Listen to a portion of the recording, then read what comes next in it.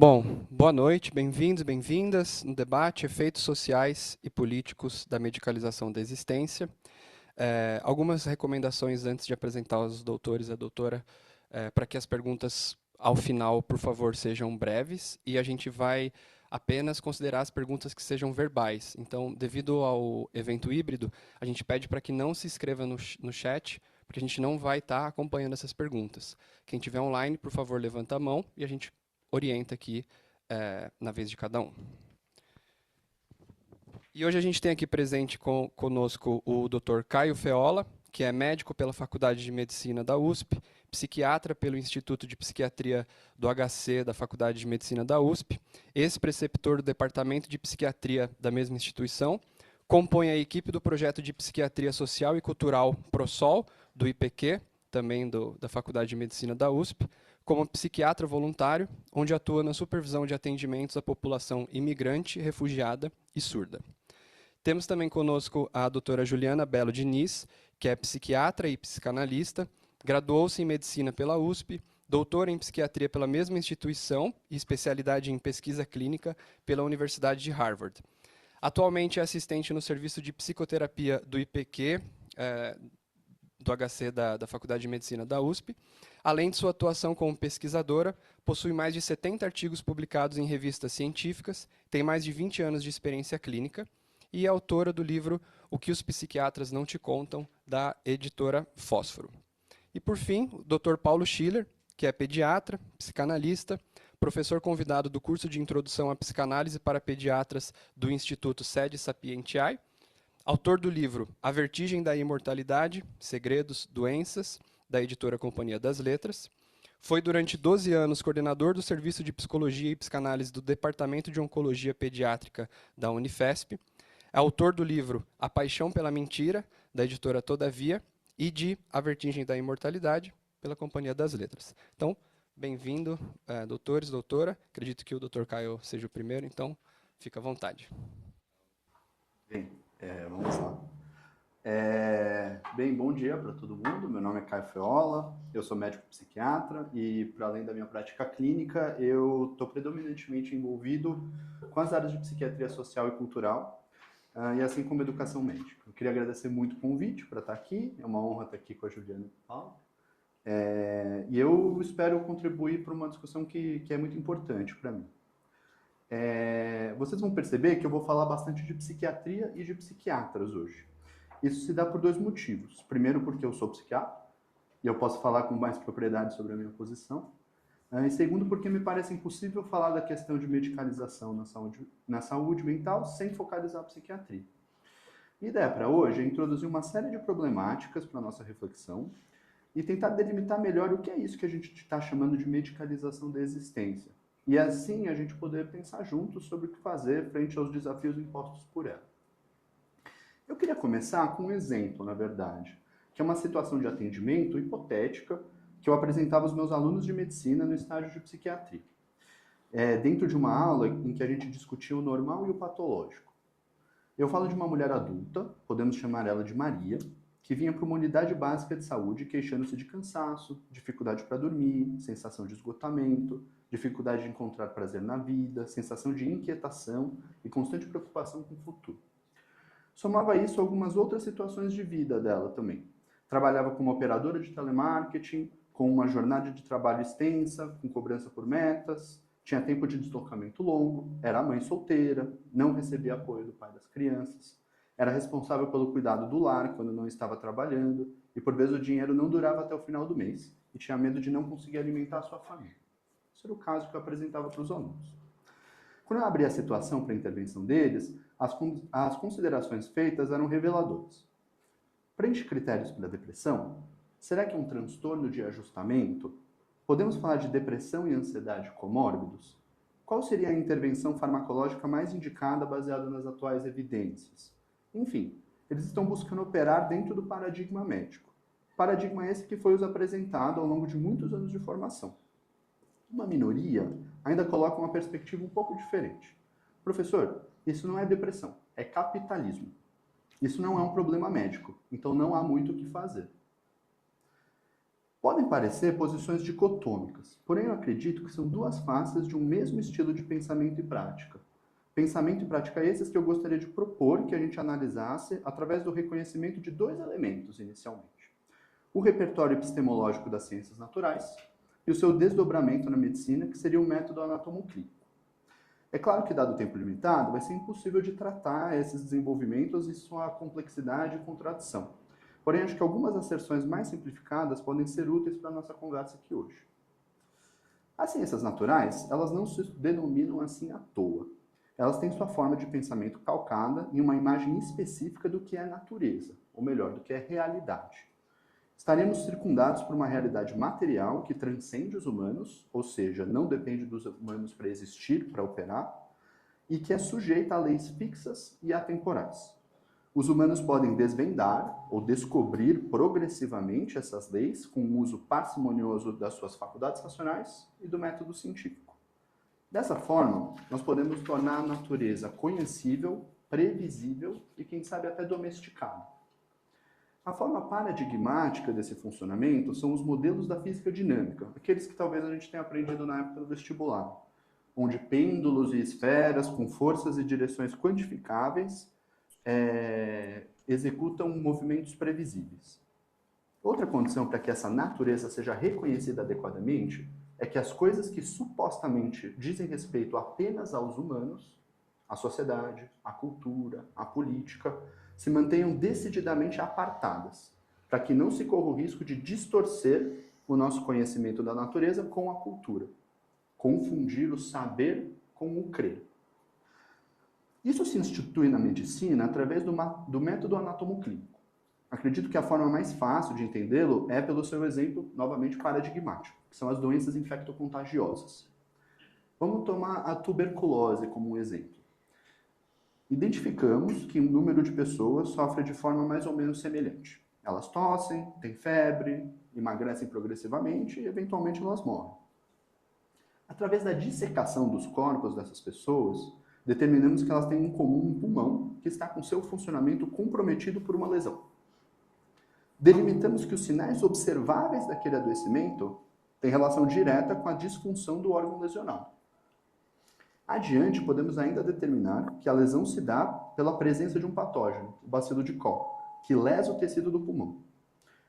Por fim, desenvolve-se uma técnica que, ao eliminar o patógeno, permite uma normalização do funcionamento do órgão e a cessação dos sintomas e sofrimentos associados.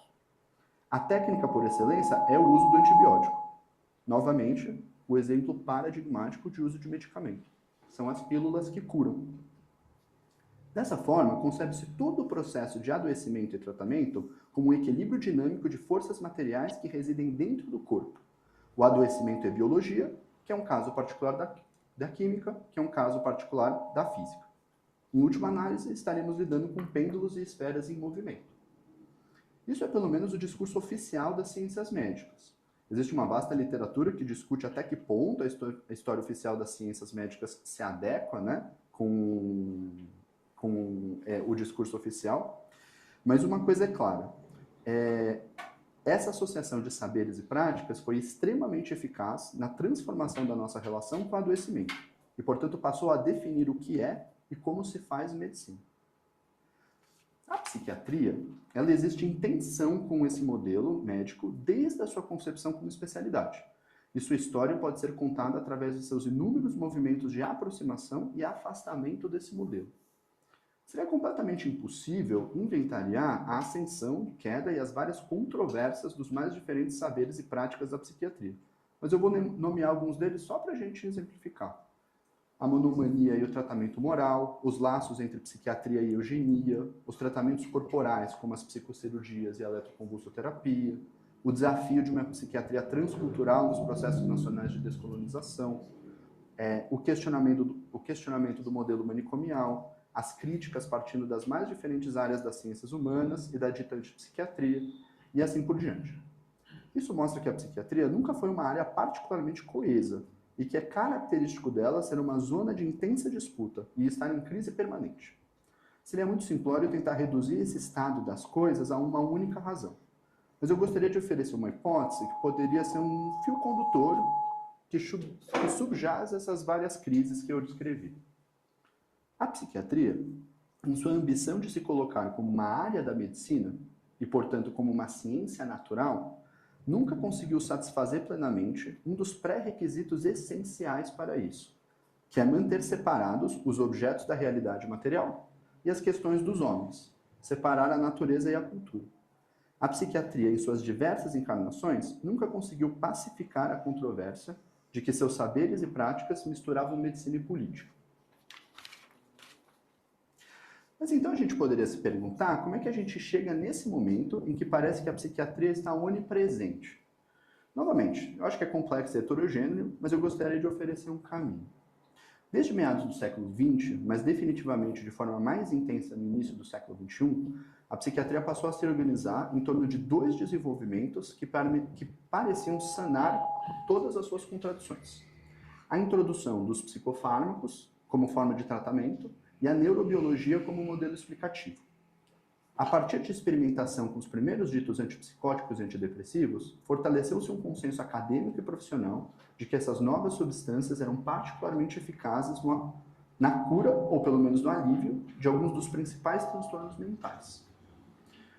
Como a psiquiatria sempre busca o método anatomoclínico da medicina, o próximo passo inferencial era claro: os medicamentos provavelmente atuam nas lesões biológicas específicas que condicionam o aparecimento dos transtornos mentais. E esses podem então ser diferenciados entre si com base em que tipo de lesão ou desequilíbrio orgânico os provoca. Essa inferência levou a uma reorientação total do saber e prática psiquiátrica durante esse tempo. A indústria farmacêutica passou a dedicar vultosos recursos ao desenvolvimento, comercialização de novas substâncias. Grandes instituições governamentais, principalmente no norte global, em articulação com organizações profissionais e universidades, conduziram e financiaram numerosos projetos de pesquisa em busca das causas cerebrais dos transtornos mentais. Isso passou por uma diversidade de concepções do que essas causas seriam, os mecanismos neuroendócrinos, o equilíbrio monoaminérgico, as mutações genéticas, as anomalias estruturais no tecido cerebral e a neurocircuitaria que subjaz os processos mentais. Os manuais diagnósticos foram repensados, a fim de padronizar o reconhecimento dessas entidades clínicas e permitir a pesquisa e definição de protocolos de tratamento. Os diversos sistemas de saúde centralizaram progressivamente o cuidado na figura do psiquiatra e nas intervenções medicamentosas. As grandes seguradoras e os sistemas previdenciários estatais passaram a reconhecer os mais diversos transtornos mentais como formas de incapacidade laboral e seus portadores como dignos de receber afastamento e suporte. Se nos situarmos no lugar de vários profissionais, pesquisadores e administradores ao longo das décadas de 90... Aqui? Com os dois? Tá. Ao longo da década de 90 e no início dos anos 2000, algo que ficou conhecido como a Era Prozac, a gente viveria numa época de grande entusiasmo. Havia a promessa no horizonte de uma psiquiatria finalmente médica, finalmente objetiva. E com essa medicalização, várias promessas de outros avanços. O fato dos transtornos mentais serem doenças como todas as outras, como diabetes ou hipertensão, por exemplo, diminuiria o estigma para pacientes. As bases biológicas plenamente elucidadas poderiam levar à criação de psicofármacos de precisão, ajustados para a biologia de cada indivíduo. Os pacientes poderiam ser psicoeducados, para melhor entender e administrar os seus transtornos. Os diagnósticos poderiam ser universalizados e os tratamentos massificados e instituídos como a melhor forma de cuidado com saúde mental em todo o mundo. Essa é a visão de psiquiatria que foi expressa nos grandes centros de pesquisa, na formação de novos médicos e na comunicação com o público geral nas últimas várias décadas. É a visão de psiquiatria que muitos dos meus alunos têm quando eles se colocam diante do caso da Maria. Maria tem uma doença biologicamente definida, a depressão, por exemplo, que emana de uma disfunção orgânica cerebral, assim como a diabetes emana de uma disfunção pancreática. Utilizamos, então, o melhor medicamento para corrigir essa disfunção e assim anular os sintomas. As condições de vida da Maria podem até ter contribuído em parte, mas isso seria incidental e não causal. E, de qualquer forma, isso seria política, então não cabe à medicina. Maria pode ser assegurada de que não precisa se envergonhar, pois depressão é uma doença como qualquer uma. Eventualmente, ela poderia ser afastada por algum tempo de trabalho, se o contrato de trabalho dela permitir. Se por acaso não melhorar com o primeiro medicamento, podemos tentar outro, ou agregar vários, e se ainda assim não melhorar, é uma pena, pois sua depressão se revelou muito resistente. Tudo isso em 20 minutos de atendimento.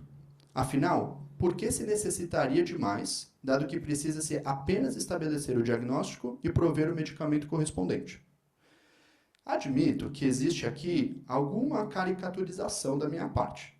No entanto, eu gostaria de usar isso para salientar quais tipos de práticas e discursos essa confirmação de psiquiatria permite. Embora esse projeto pareça plenamente consolidado e a sua penetrância social se encontre em plena expansão, talvez isso se dê mais por conta do movimento inercial, do afã das últimas décadas, do que algum tipo de concretização dos planos a longo prazo dessa forma de psiquiatria. Ou pelo menos é isso que parece quando avaliamos a atual posição das instituições acadêmicas e da indústria farmacêutica. Mesmo com quantidades vultosas de investimentos públicos e privados durante mais de 40 anos, assim como diversas mudanças de enfoque de pesquisa, nunca foi possível o estabelecimento de uma relação clara, reprodutível e clinicamente significativa entre fatores estritamente neurobiológicos e as principais entidades diagnósticas dos manuais. Não me entendam mal. Acredito que é ponto pacífico que as pesquisas mostram que existe alguma relação entre cérebro e sofrimento. Porém, o programa forte de encontrar a tuberculose do cérebro não se consolidou. E isso nem é a posição de uma minoria vocal de críticos ferrenhos, mas as reflexões de muitos dos principais pesquisadores responsáveis por alguns dos maiores projetos na área. O mesmo pode ser dito para os psicofármacos.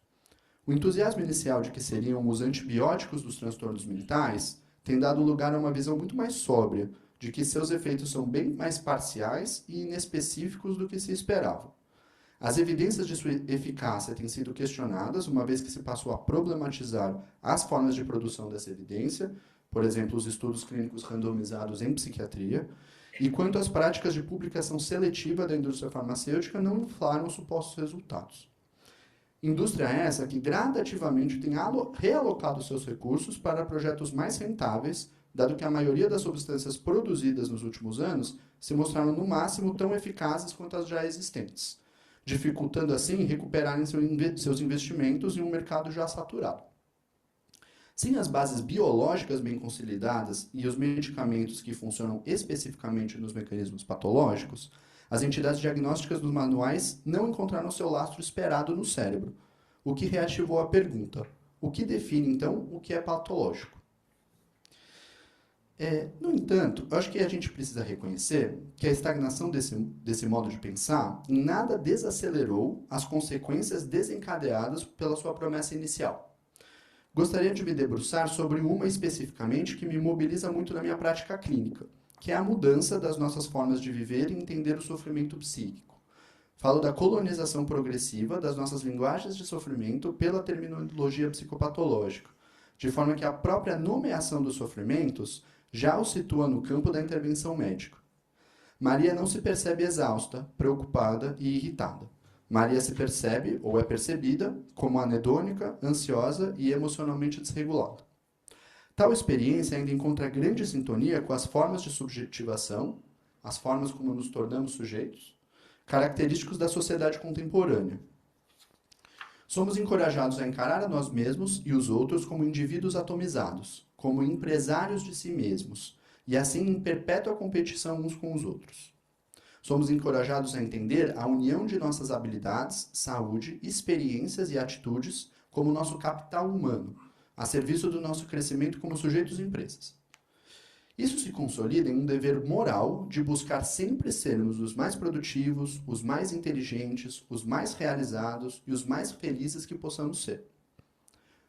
O outro lado dessa moeda é que se alguém se perceber de qualquer forma inadequado, insatisfeito ou sofrendo, cabe exclusivamente a esse indivíduo corrigir em si mesmo essas falhas, sob a pena de se perceber ou ser percebido pelos outros como incompetente, preguiçoso ou burro.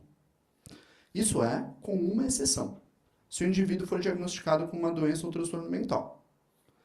O diagnóstico de um transtorno mental parece ter se tornado uma das únicas formas socialmente sancionadas de ter o seu sofrimento reconhecido.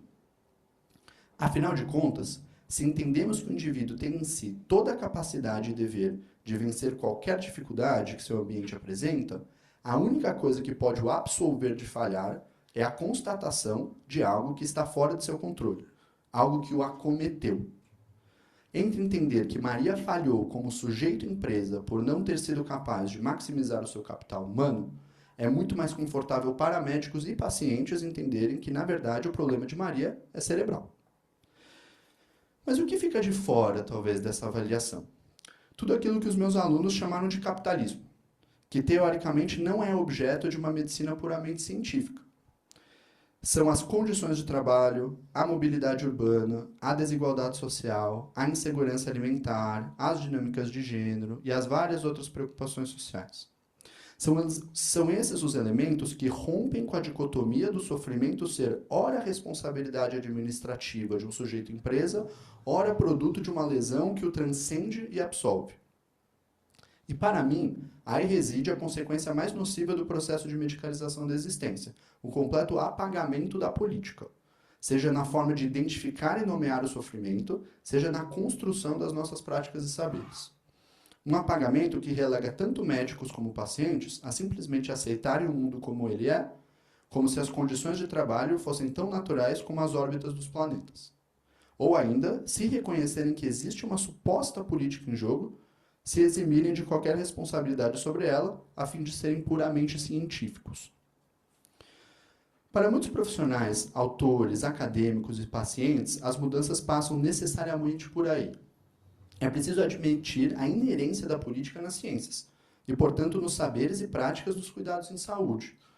Isso não quer dizer reduzir a ciência à mera política, mas sim reconhecer que, em sua forma oficiosa, se não na oficial, ela sempre foi profundamente situada nas preocupações da sociedade. Nunca, de fato, houve uma separação contundente entre natureza e cultura. Para a psiquiatria especificamente, isso demanda reconhecer que os diagnósticos e seus tratamentos têm bases muito mais amplas do que pode ser entendido por uma visão mecanicista do cérebro e precisam ser reformulados de acordo. Demanda relocalizar os determinantes sociais de sofrimento como aspectos centrais para o desenvolvimento de uma clínica, seja em escala individual, seja a nível do sistema de saúde. Demanda a concepção de intervenções que vão para muito além do que pode ser feito neuroquimicamente nos corpos individuais. Demanda uma instituição científica menos alinhada com a ciência rápida da indústria acadêmica e dos mercados e mais com as necessidades e preocupações dos coletivos que são por ela impactados. Não me escapa que eu estou num centro de formação de psicanalistas. E eu tenho certeza que os meus colegas que estão aqui comigo hoje vão poder situar esse conhecimento e prática muito melhor do que eu. Eu vou me limitar a dizer que me parece fundamental o papel das clínicas do sujeito e do subjetivo na estruturação de um novo saber e prática no cuidado com o sofrimento mental. Não porque a solução para a medicalização, a meu ver, seja um simples retorno ao sujeito, que opere por um processo de mera substituição. Mas porque se não somos apenas cérebros-máquina, também não somos sonâmbulos guiados unicamente pelos determinantes sociais. Ao meu ver, as clínicas do sujeito são um interposto vital entre a dupla construção do corpo e da sociedade. Embora tenha falado amplamente das inadequações da psicofarmacologia e da neurobiologia na constituição dos saberes e práticas atuais, eu acredito que o uso de medicamentos e o entendimento do que constitui os nossos corpos tem sim papel fundamental na produção de uma nova concepção de saúde mental. Mas para isso vão precisar ocupar um local bastante diferente do que ocupam agora. Da mesma forma, acho que isso demanda de nós psiquiatras uma reorientação radical. Uma reorientação que reconheça nosso papel como agentes políticos, assim como clínicos ou científicos. Dessa forma, podemos passar de mecânicos de cérebros disfuncionais para fomentadores de comunidades mais vitais. Muito obrigado por me ouvir e vou passar a palavra então para os meus colegas. Gente, pode bater palma. Não se acanhe.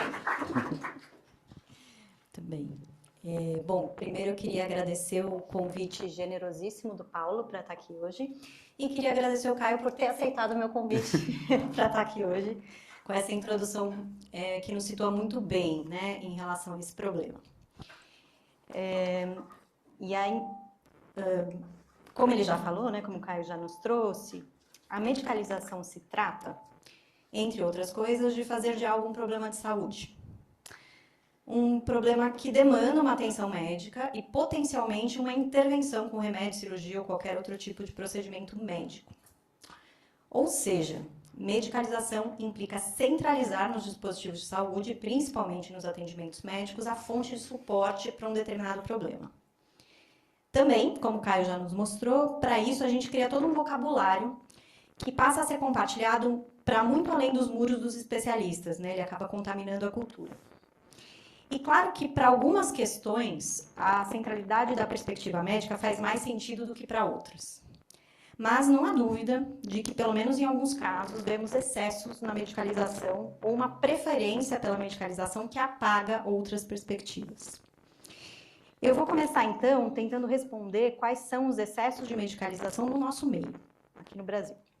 Bom, medicalização no Brasil não é um consumo exagerado de procedimentos médicos e medicações que acomete de forma homogênea toda a nossa população. Dado o tamanho da nossa população, os nossos 200 milhões de habitantes, nós não somos um mercado consumidor de remédios tão grande como temos o potencial de ser, segundo a visão, claro, da indústria farmacêutica. E eu sei isso por uma informação de bastidor. Uma vez eu estava conversando com alguém da indústria e perguntando por que a gente não tinha dose fracionada de muitos remédios. E a resposta foi porque o nosso mercado é pequeno para justificar que eles tenham, né, disponibilizem comercialmente medicações em diversas dosagens. Porque essa não é uma informação fácil de acessar, né? Então, por esse bastidor, foi assim que eu fiquei sabendo.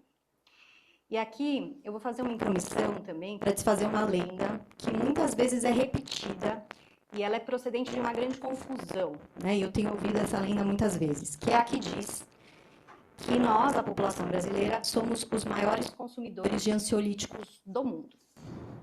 De onde vem essa história, né? Essa lenda foi criada por conta, entre outras coisas, de uma matéria da Super Interessante de 2010, que tinha um título sugestivo. O nome da matéria era Nação Rivotril. Pelo título, todo mundo supôs que se somos os maiores consumidores de Rivotril, que é um ansiolítico, logo, nós somos os maiores consumidores de ansiolíticos. Mas eu vou ler aqui um trecho da matéria. Então, abre aspas para a citação da matéria. Repare, 2 pontos. Somos os maiores consumidores mundiais do remédio, no caso, Rivotril, mas estamos apenas na 51ª colocação na lista global de consumo de benzodiazepínicos, que são os ansiolíticos. Ou seja, o mundo consome muito benzo. Já nós, aqui no Brasil, consumimos muito Rivotril. Por quê? Por causa do preço. Uma caixa de Rivotril com 30 comprimidos custa em torno de R$ 8,00 e seu concorrente R$ 29,00 na época. Ou seja, nós não somos os maiores consumidores de ansiolíticos do mundo. Existem pelo menos 50 países na nossa frente nesse ranking. Assim como no caso dos ansiolíticos, considerando o tamanho da nossa população e a prevalência estimada de transtornos mentais que podem se beneficiar de tratamento com remédios, o nosso consumo de remédios é muito inferior ao consumo dos Estados Unidos, Canadá, México, países europeus, etc.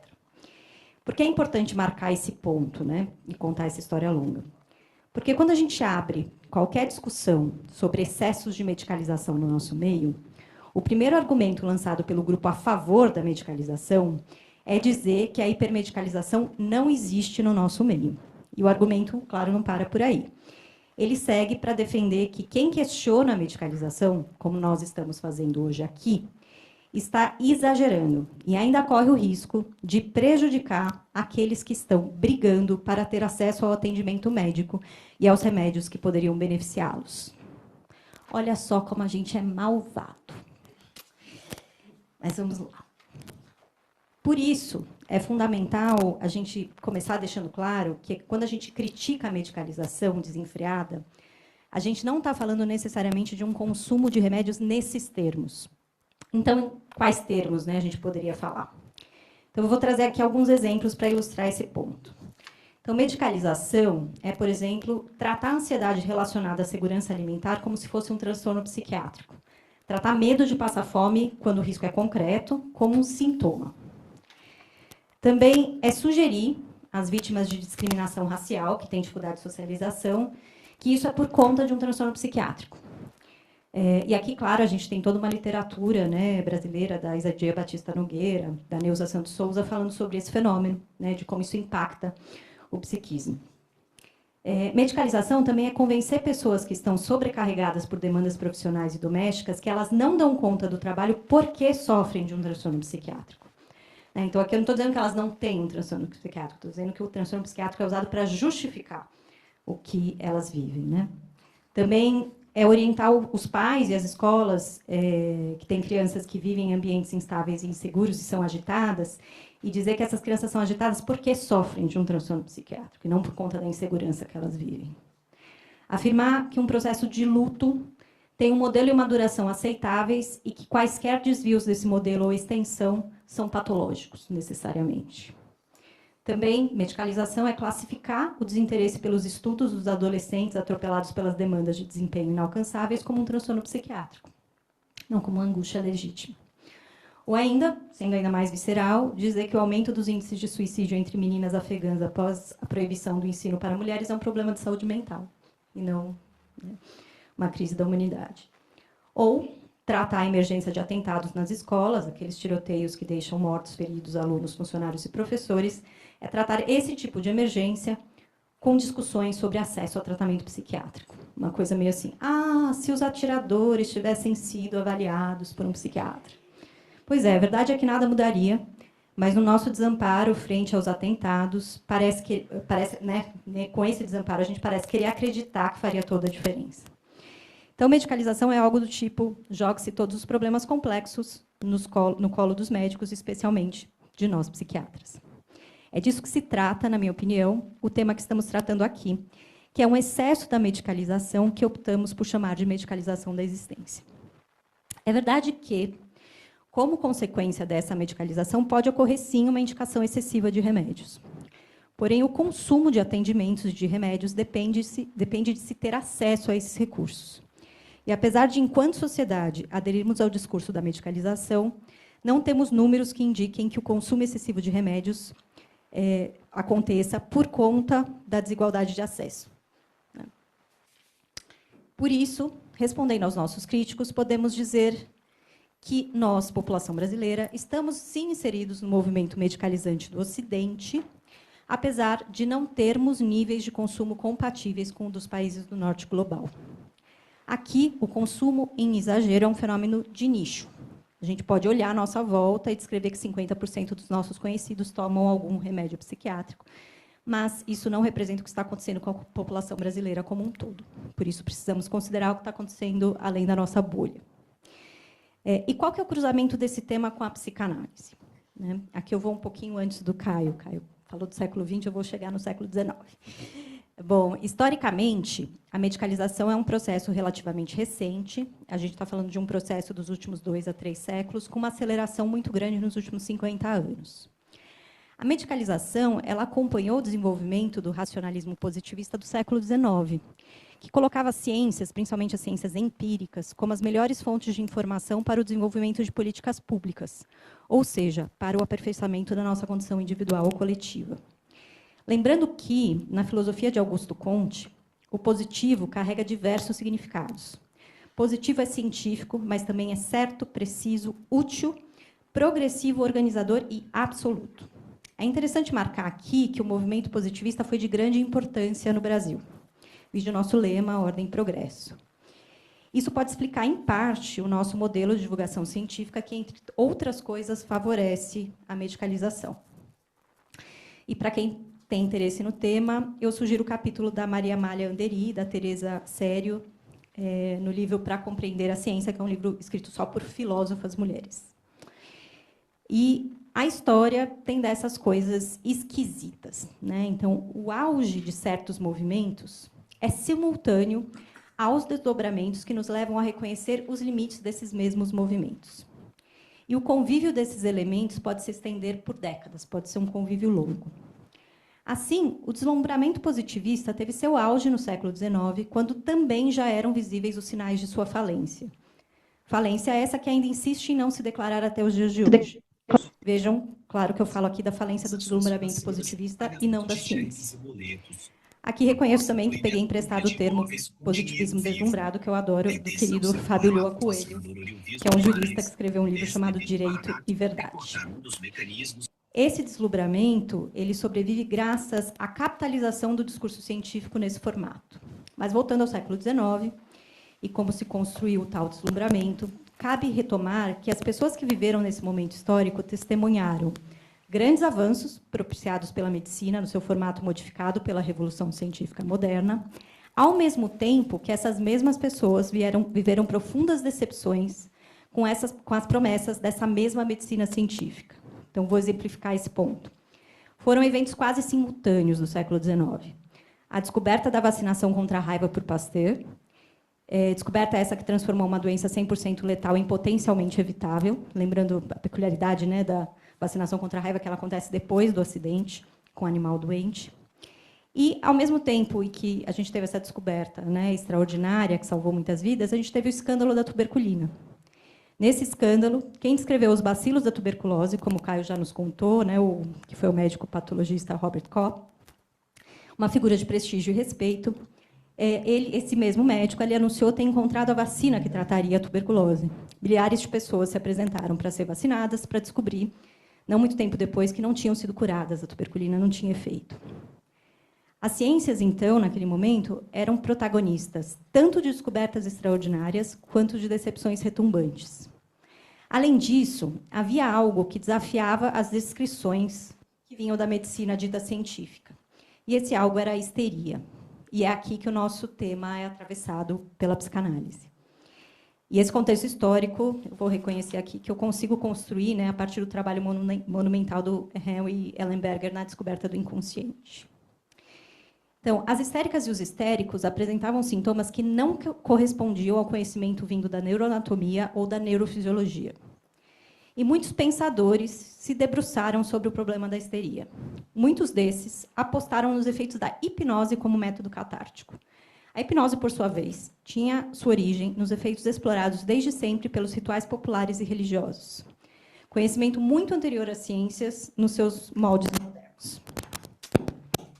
Que havia, né, nesse cenário, que havia um inconsciente a ser descoberto e que esse inconsciente não seria facilmente explicado em termos biológicos, era evidente. E foi Freud, como pensador de seu tempo, quem fez uma descrição do inconsciente que, de tão poderosa, modifica toda a cultura ocidental a partir de então. O inconsciente freudiano nasceu, portanto, da falência do discurso cientificista, da falência do positivismo deslumbrado, aquele mesmo de Augusto Comte, da Ordem e Progresso. Isso não é pouca coisa. Agora que já chegamos, né, a esse cruzamento com a psicanálise, que explica por que estamos aqui hoje no Centro de Estudos Psicanalíticos, falando dos riscos da medicalização da existência, a gente pode adentrar ainda mais no problema da medicalização e perguntar, afinal, a quem serve a medicalização? Bom, aproveitando que o Caio já fez a ponte, né, com os estudos da ciência e da tecnologia dos importantíssimos Bruno Latour e Isabelle Stanguer, vou me ater a um outro pensador, que é o Félix Guattari. Pensando aqui no uso que ele faz, né, da macropolítica do desejo para o agenciamento libidinal do sujeito e da sociedade. Com base no que Guattari previu, pretendo conduzir aqui uma análise da macropolítica do desejo que, surpreendentemente, conseguiu a incrível reviravolta de transformar o desejo revolucionário da antipsiquiatria da década de 1960 em um desejo por mais psiquiatria, por mais remédios e por mais diagnósticos. Mas antes eu vou trazer aqui uma citação do Guattari. Então, abre aspas. Quer o lamentemos ou não, a política hoje se tornou inseparável dos afetos coletivos petrificados e veiculados pela comunicação de massa, que constitui um modo de subjetivação atravessando as classes e as nações e no seio da qual é muito difícil distinguir entre o que é um imaginário manipulado e as realidades socioeconômicas. Isso ele falou em 1980, mas hoje é ainda mais válido, né? A comunicação de massa é tomada pela medicalização. Vou trazer aqui alguns exemplos. Manchete do G1 de 2025. Abre aspas. Crise de saúde mental. Brasil tem maior número de afastamentos por ansiedade e depressão em 10 anos. Notem, né? Nesse caso, não é crise das condições de trabalho, é crise de saúde mental. Outra manchete, manchete da Forbes, também de 2025. Abre aspas. Epidemia silenciosa. Saúde mental ultrapassa câncer e se torna a maior preocupação dos brasileiros. Os brasileiros aqui se preocupam com saúde mental, não com piora da desigualdade, não com piora da relação com os sistemas de saúde, não com os aumentos exponenciais de custos em saúde, com a consequente precarização do trabalho humano nesses sistemas. Enquanto estamos preocupados com a saúde mental, consultando especialistas que dão dicas de como não entrar em burnout, a desigualdade, a má remuneração do trabalho, as demandas ridículas de produtividade, a agressividade irresponsável do meio corporativo rolam livres, leves e soltas. Nesse contexto, estamos dizendo aos indivíduos que procurem psiquiatras e psicoterapeutas para tratar a sua saúde mental. Guattari havia previsto que, e aí abre aspas para uma citação dele, o capitalismo mundial disporá de apoios suplementares para seus empreendimentos de disciplinarização e integração da força coletiva de trabalho e acabará marcando pontos decisivos na promoção de um novo tipo de ordem social e de ordem do inconsciente, seja qual for o preço em todos os registros. Fecha aspas. Mas o problema não para por aí. A gente também tem um apagamento paradoxal da diversidade e da subjetividade nesse contexto. Ao mesmo tempo que a gente individualiza o sofrimento, a gente apaga a individualidade enquanto produtora de desejo. Vejamos um exemplo de como isso se dá. E, claro, aqui faço a ressalva de que é legítimo reivindicar mais acesso ao sistema de saúde, a mais médicos, a mais hospitais, remédios mais baratos, filas de cirurgia menores. É claro que, em muitas ocasiões, a solução é, de fato, de ordem médica, né? Mas soma-se a essas reivindicações legítimas pedidos de adaptações escolares, valorização de diagnósticos, de laudos, diferenciação de privilégios a partir de diagnósticos esses supostamente baseados em variações biológicas que representariam alterações cerebrais. Estou aqui falando do discurso que atravessa, entre outros, o movimento da neurodiversidade. Movimento esse que nasceu da antipsiquiatria e que, surpreendentemente, foi torcido para uma forma de mais psiquiatria, mais neurociências, mais cérebro e mais diagnósticos, ainda que o movimento se recuse a assumir que são diagnósticos. Então, eles dizem, né, dependem de laudo, essas entidades, né, que eles defendem, dependem de laudo, indicam remédios, condições especiais, aceitação do que é imutável como se fosse uma doença, mas não é diagnóstico, é diferença. Não é doença, é identidade. Bom, gente, mudar de nome, mas tratar como se fosse a mesma coisa, não torna o fenômeno menos medicalizante. É igual chamar guerra de operação militar, né? O negócio não fica menos violento. Então, assim, tentando criar o fluxo do discurso da neurodiversidade, né, ficaria algo mais ou menos assim. O sujeito divergente, que for introspectivo, excêntrico, poético, improdutivo, será nomeado assim, sujeito divergente.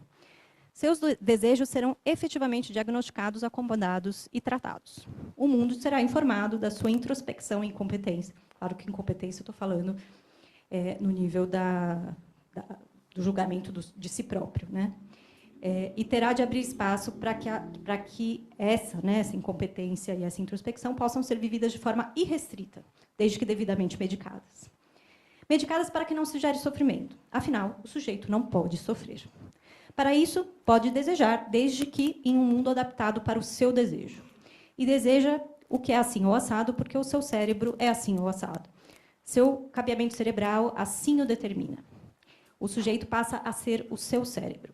Todos os cérebros que se iluminarem de uma mesma forma nos exames de neuroimagem produzirão o mesmo desejo. O sujeito é, então, ser autista, ter altas habilidades ou ser desatento. O desejo se torna previsível.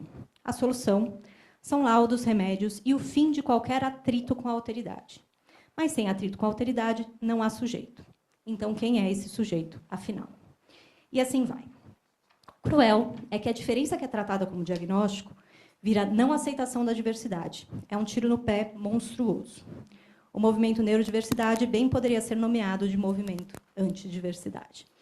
E para quem tiver interesse na história desse movimento, eu indico os trabalhos do Francisco Ortega, que hoje está na Universidade de Rovira e Virgil, na Espanha, mas já foi professor aqui na UERJ. Trago aqui esse movimento pela neurodiversidade porque ele representa, na minha opinião, o cúmulo do efeito da medicalização. Quando é o cérebro que determina tudo, quando todo problema é médico, quando vivemos a tirania dos diagnósticos, como já dizia Charles Rosenberg, o sujeito do inconsciente se dilui, a subjetividade se torna irrelevante. Esses são alguns dos efeitos sociais e políticos da medicalização da existência para os quais eu quero chamar a nossa atenção. E aí, aqui na psicanálise, né, a gente tem uma posição privilegiada. A gente está aqui hoje, entre outras coisas, porque a psicanálise tem uma perspectiva muito privilegiada enquanto observadora do fenômeno da medicalização. E, para a gente não terminar aqui sem esperanças, eu vou trazer de Freud alguma esperança. Né? Então, citando um trecho da Psicologia das Massas e Análise do Eu, abre aspas, são as palavras de Freud, nesses grupos ruidosos, efêmeros, com que, superpostos aos outros, sucede justamente o prodígio de que o que reconhecemos como aquisição individual desaparece sem deixar traços, embora apenas temporariamente. Fecha aspas. Vou me ater aqui à fala do Freud no apenas temporariamente. Então, ao se libertar do absolutismo do positivismo deslumbrado, ao ser capaz de reconhecer, como bem descreveu Lacan, que o poder de nomear os objetos estrutura a própria percepção, a psicanálise consegue se desvencilhar da tentação de reproduzir o discurso científico que instrumentaliza a macropolítica do desejo nos termos de Guattari.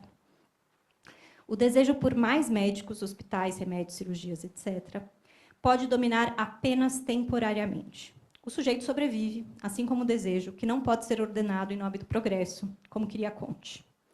A boa notícia é que é possível resistir à medicalização. E termino aqui citando Theodor Adorno, que nos guia em relação a onde a nossa crítica deve incidir, na minha opinião. Abre aspas para a citação do Adorno. A mediação social da necessidade, como mediação através da sociedade capitalista, alcançou um ponto onde a necessidade cai em contradição consigo mesma. É a esse estado de coisas que a crítica deve se dirigir, e não a qualquer hierarquia pré-estabelecida de valores e necessidades.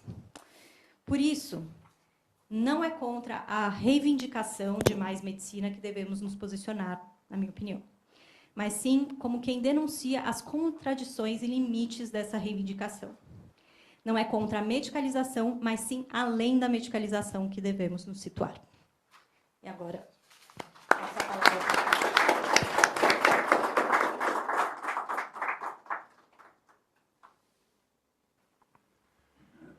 Bom, obrigado por estarem aqui. Queria agradecer particularmente a Juliana, porque ela que deu o título ao encontro, não é?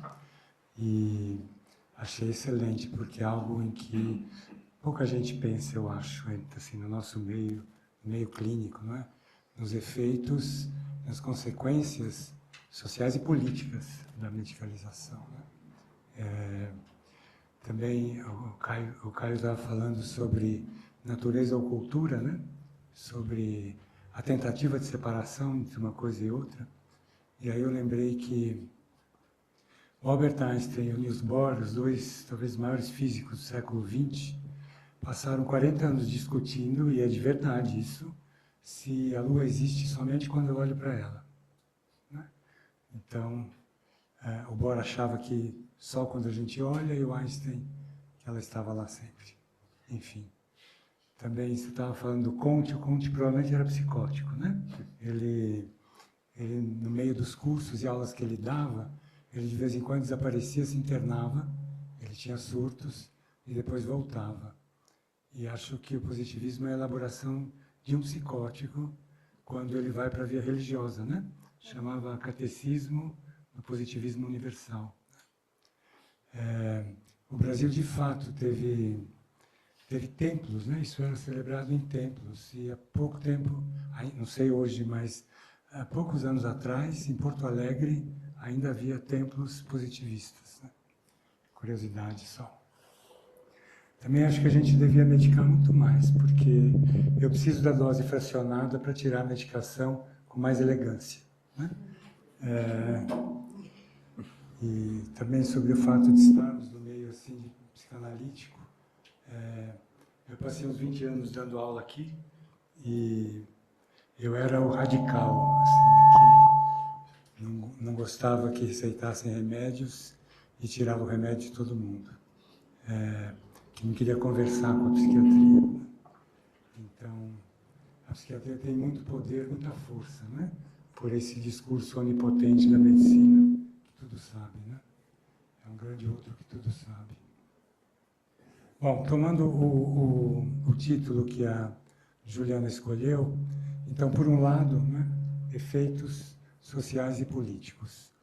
A gente tem presenciado, nas últimas décadas, um aumento muito expressivo, né, em vários lugares do mundo, de regimes de natureza autoritária, ou de, pelo menos, partidos políticos que propõem regimes autoritários, que são ameaças à democracia.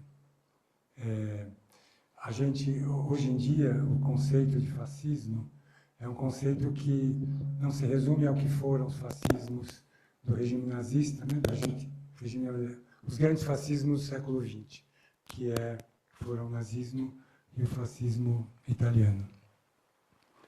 Na definição de Umberto Eco, os dois principais pilares do fascismo são o uso sistemático e deliberado da mentira e a promoção da violência.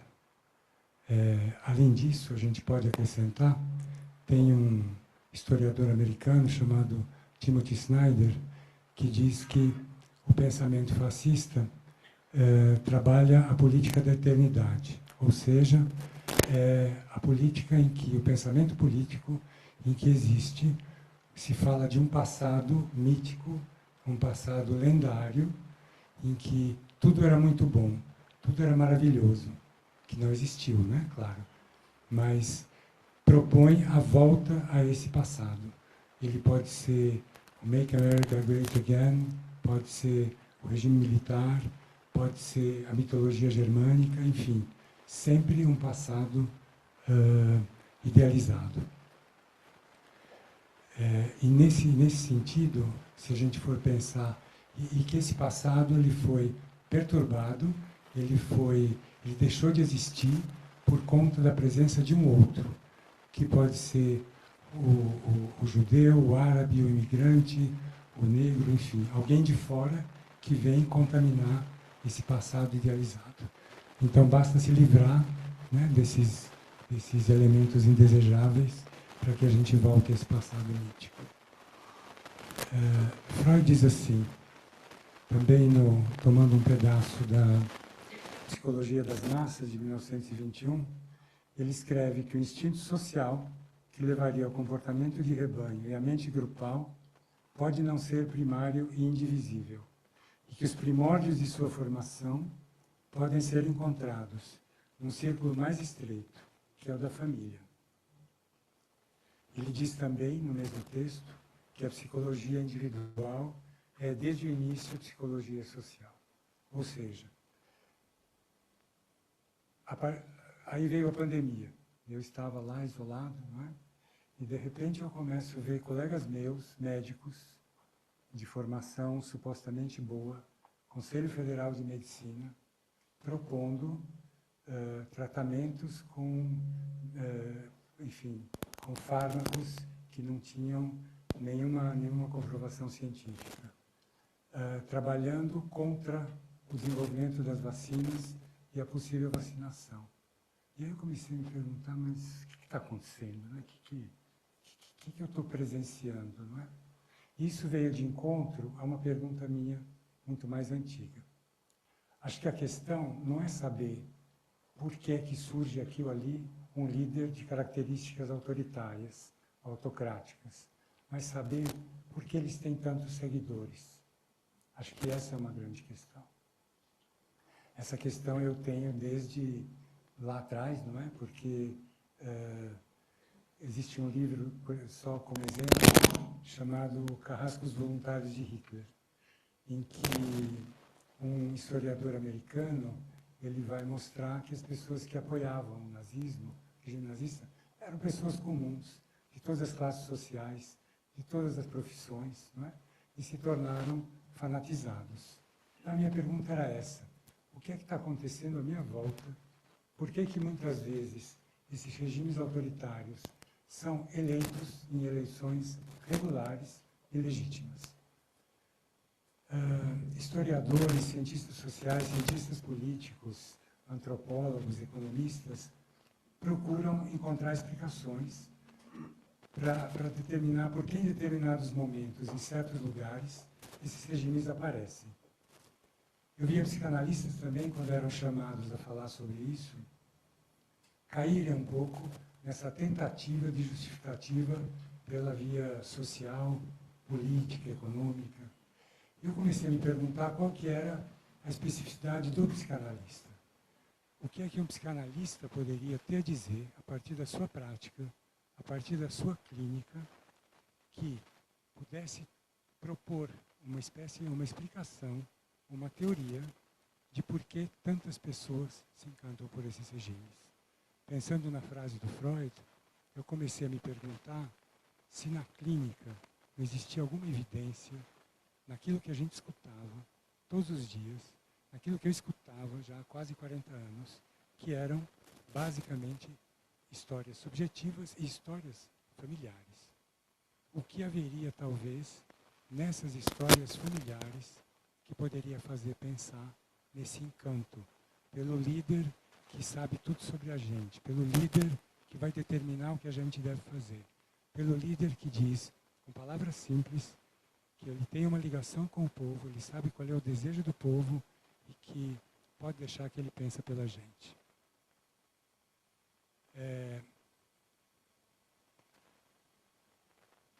Nas histórias familiares que a gente escuta, entre outras coisas, transgressões. Não é? As histórias familiares que a gente escuta, elas trazem uma repetição a cada geração. As gerações que se sucedem umas às outras, elas repetem aspectos fundamentais das histórias familiares.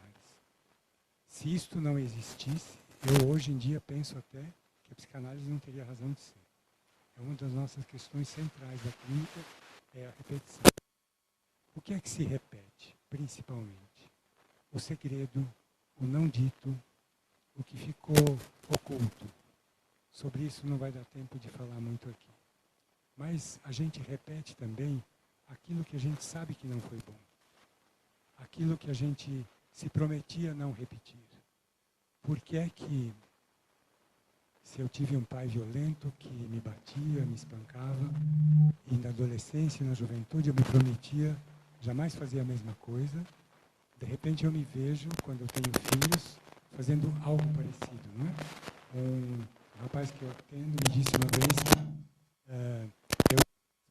meu pai me espancava com palavras. Então isso também é possível. Por que que uma mulher que foi preterida pela mãe, em nome do irmão dela, que foi mais querido, quando se torna mãe, provavelmente vai repetir a história? Por que que a gente repete aquilo que não foi bom? Não é? Porque a gente protege a geração anterior. Porque a gente protege as gerações anteriores das duas linhagens familiares. E por que que a gente protege? Porque quando a gente protege, a gente suaviza. A gente pode denunciar em palavras, mas é muito mais contundente e difícil denunciar em atos. Então eu repito, porque eu protejo. Porque de algum modo eu digo que, puxa, não dá para fazer diferente. Eu vejo que até que eles tinham razão. Repito também para ser amado pela geração anterior. Não é? É porque a gente vive olhando pelo espelho retrovisor e não para frente, é que eu acho que grande parte dos males, né, da humanidade, a gente explica os males da humanidade por aí. Bom, então o que é que acontece nesses regimes autoritários? Por meio da mentira e da violência, se propõe a transgressão no espaço público, se propõe a transgressão no espaço político e social. A gente lida fundamentalmente nessas histórias familiares com transgressões, maiores ou menores, mais ou menos graves. Mas todas as histórias familiares têm assédios, abusos, traições, roubos de herança, abortos secretos, homicídios, suicídios, maus tratos de toda a natureza. Quando, pela via da repetição, eu posso, além de repetir na minha linhagem, com os meus filhos ou meus netos, essas transgressões todas, também lembrando muito as que foram não contadas, o que são segredo, que aí a gente pode, se for o caso, na discussão, falar um pouco mais. Se eu posso repetir isso no espaço público, se eu tenho isso autorizado pelo líder, é ele que me interessa. Né? É isso que explica a importância da pauta de costumes presente nesses projetos de poder. É isso que explica a volta ao passado, a ausência de futuro, a negação da crise climática, que é negada por todos aqueles que não se importam muito com os próprios filhos, não é? Dá para pensar nisso. É esse outro.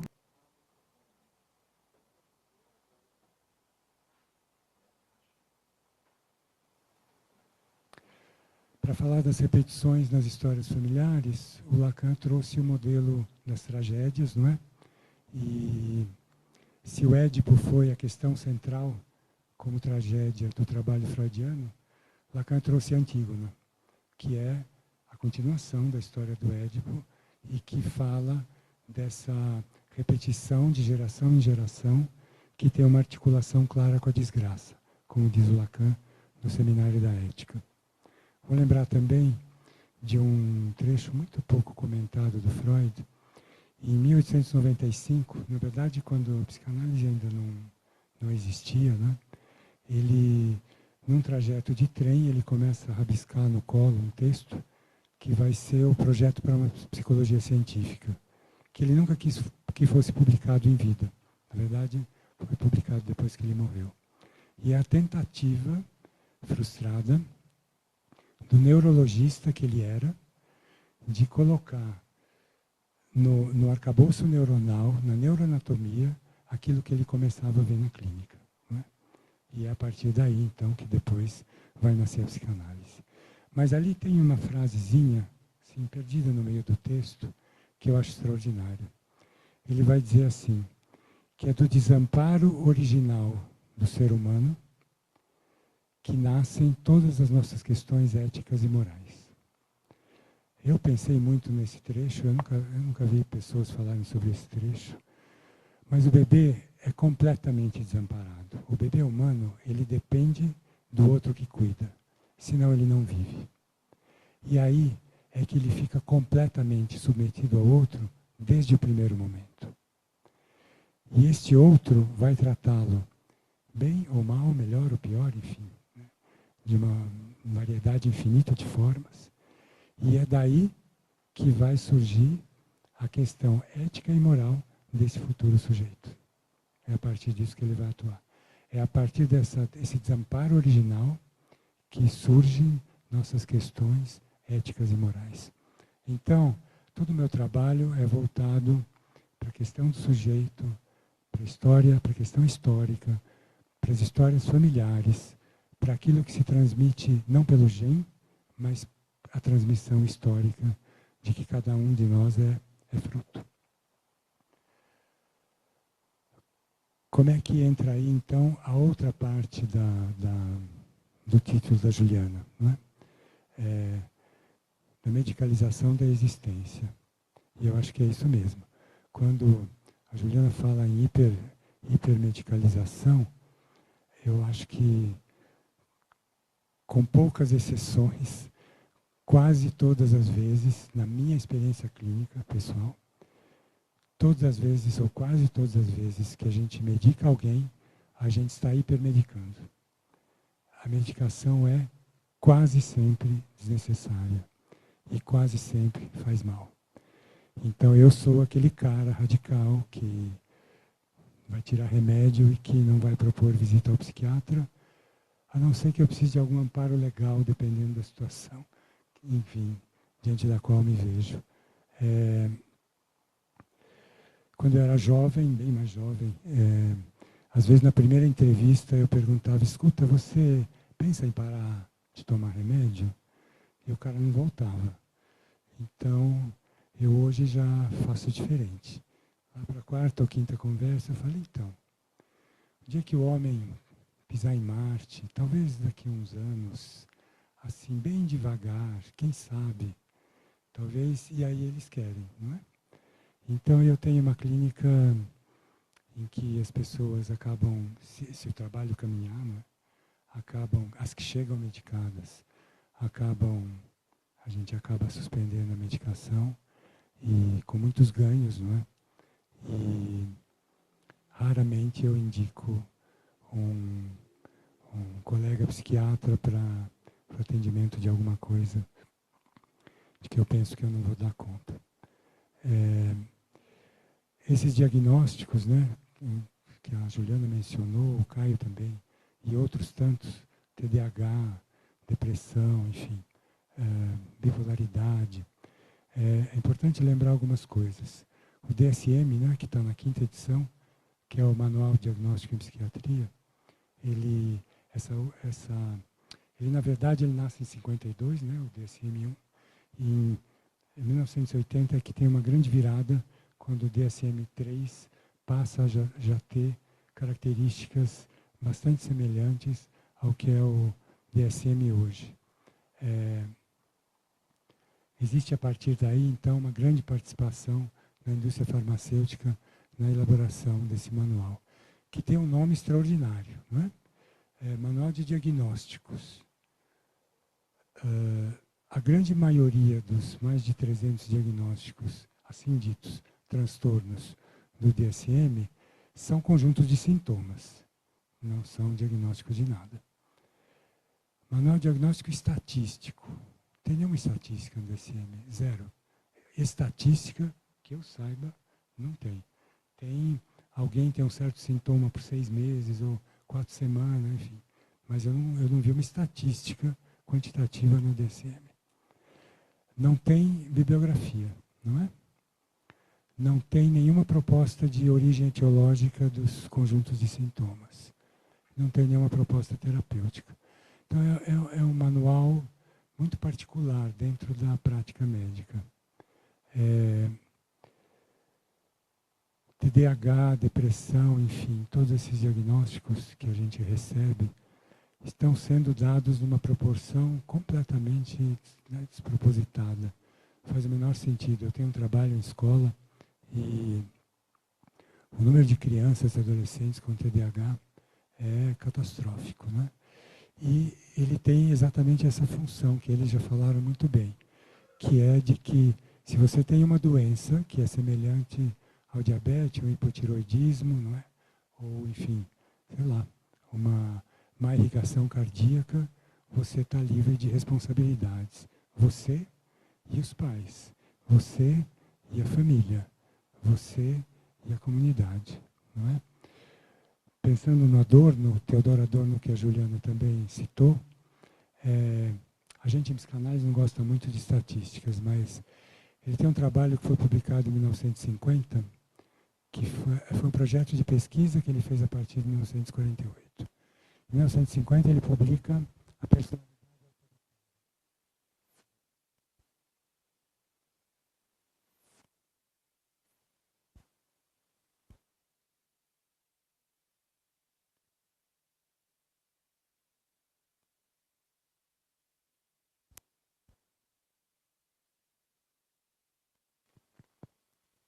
Olá, pedimos uma pausa, por favor, que o microfone acho que parou de funcionar. Já vamos checar aqui, só um instante, por favor.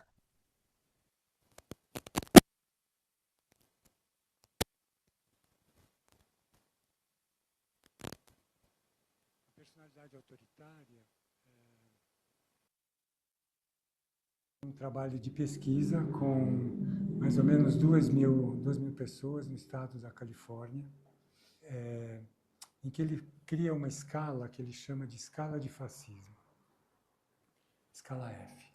A escala de fascismo procurava identificar quais as características das pessoas que tinham alguma simpatia pelo regime fascista, pelos regimes fascistas, enfim, que tinham recém sido derrotados na Europa.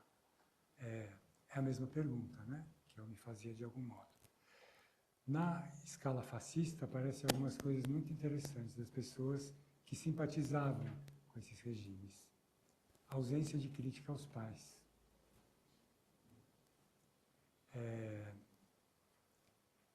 Desejo de submissão a um líder, não é? Isso aparecia claramente.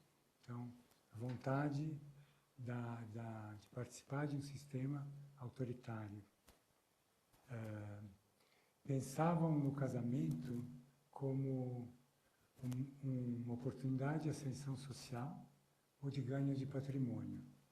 A parte afetiva não existia, não é? Então, recomendo muito a leitura. É o capítulo 10, ele foi escrito por uma psicanalista na época. O Adorno era um grande admirador da psicanálise, né? Ele dizia que na psicanálise nada é verdade a não ser os exageros. E deixa eu só ver onde é que eu estou aqui. A outra coisa que eu já ouvi muitas vezes é que quando a gente fala da clínica, e aqui eu achei o exemplo da Maria absolutamente extraordinário, eu vou roubar ele de você. A única coisa que eu queria também dizer é que há Marias entre gente muito rica, né? Entre gente que tem muitos recursos financeiros e que não é assolada por esse desastre econômico que, né, a maior parte do Brasil vive. Então, acho que sim, consequências sociais e políticas, mas, claro, que aquilo que a pobreza, que a carência causa, não pode ser nunca visto como transtorno mental, evidente, sem nenhuma dúvida. Mas que no interior das famílias, de qualquer camada social que a gente atenda, existem Marias, muitas, muitas. E eu já ouvi, por exemplo, quando eu falo, escrevo alguma coisa desse tipo, que a nossa clínica, a minha clínica deve ser muito viciada, né? Só vai gente muito doente ali. Só vai gente... E ao contrário, né? Quem chega no psicanalista é porque já tem alguma questão. Já está se perguntando alguma coisa. Ele pode não ficar, mas ele tem alguma dúvida. Ele saiu da certeza, né? Da certeza de que a questão é cerebral, da certeza de que os pais estavam certos. Ele começa a se perguntar alguma coisa. E aqui eu trouxe um trecho do Rui Castro, escreve sobre os personagens do Nelson Rodrigues, né? Os personagens do Nelson Rodrigues eram classe média alta do Rio de Janeiro. Então, Rui Castro nos lembra que Nelson Rodrigues desenha em suas peças romances e contos, uma galeria de adúlteros, assassinos, suicidas e outros graves transgressores. Rui segue adiante para dizer que os tarados de Nelson são advogados, juízes, médicos, políticos, padres, pais de família, mães de família, todos homens de bem. Eles têm um nome a zelar, venceram na vida, são casados, fiéis, não têm filhos gays, são sócios de clubes, pagam em dia o que devem, vão à Disney com a família, são patriotas, religiosos e fãs de cantores sertanejos. Então, a gente tem a certeza de que os principais males, não é, que vão acabar na nossa clínica ou na clínica psiquiátrica são produzidas no interior das histórias familiares. A gente tem até, eu tenho no consultório, algumas histórias familiares de pessoas que nasceram em condições extremamente desfavoráveis e que conseguiram, e a partir de algo da história, é sempre bem presente isso, né? De algo da história, construir, enfim, estudo, carreiras, enfim, importantes. Só para finalizar, dizer que uma coisa importante, que tem a ver de algum modo com a medicalização, e de outro modo com esses regimes autoritários, é que pensar não interessa, não é? É por isso que esses regimes vão primariamente atacar a educação de boa qualidade, o jornalismo, a imprensa, não é? Os intelectuais e as artes. É isso.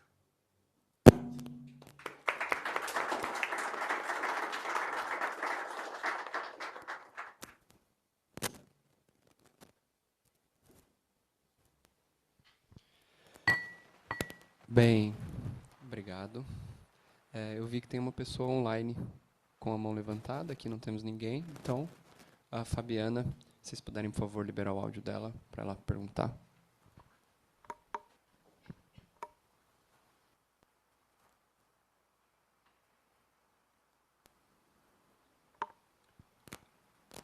Tenta desmutar, Fabiana, ver se você está liberado, por favor.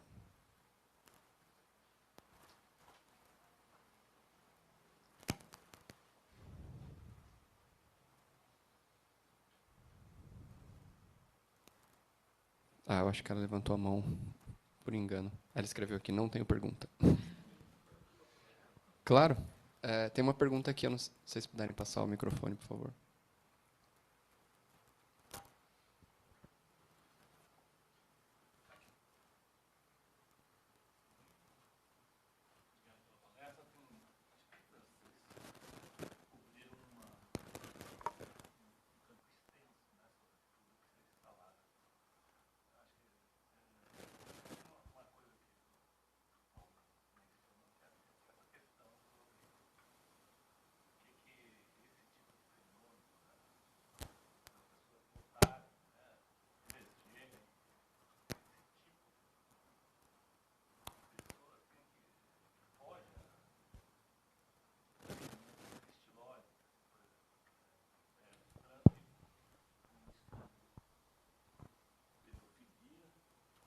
Que a base dele é basicamente conservadora. Então, né, acho que é alguma coisa que a questão do capitalismo que parece que transforma qualquer boa ideia em alguma coisa terrível, assim, né? Então, e a história de pensar, né, que milhões de anos de evolução em termos de DNA, né? E você deixa uma criança um dia sem cuidado, ela morre. Mas é isso. Posso falar Obrigado. nesse microfone? Sobre a questão conservadora, o Nelson Rodrigues também dizia que por trás de todo moralista existia um canalha, não é? A lógica é pela repetição da história, pela proteção das transgressões na história familiar, não é? Então, é por isso que um gay pode votar em alguém homofóbico.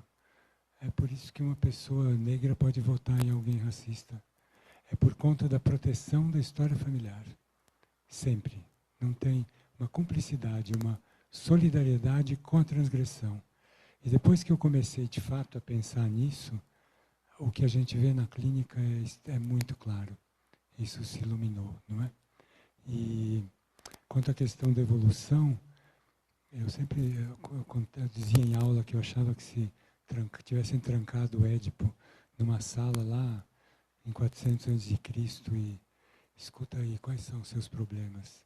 Ele ia falar, família, minha mulher, meus filhos, o meu trabalho, enfim.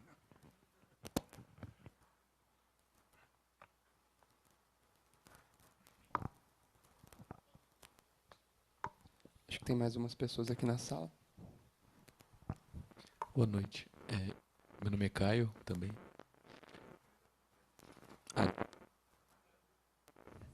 Alô, alô. Primeiro agradecer, né, pela fala de vocês. Vou tentar falar. Você não tem exatamente uma pergunta. Gente, também.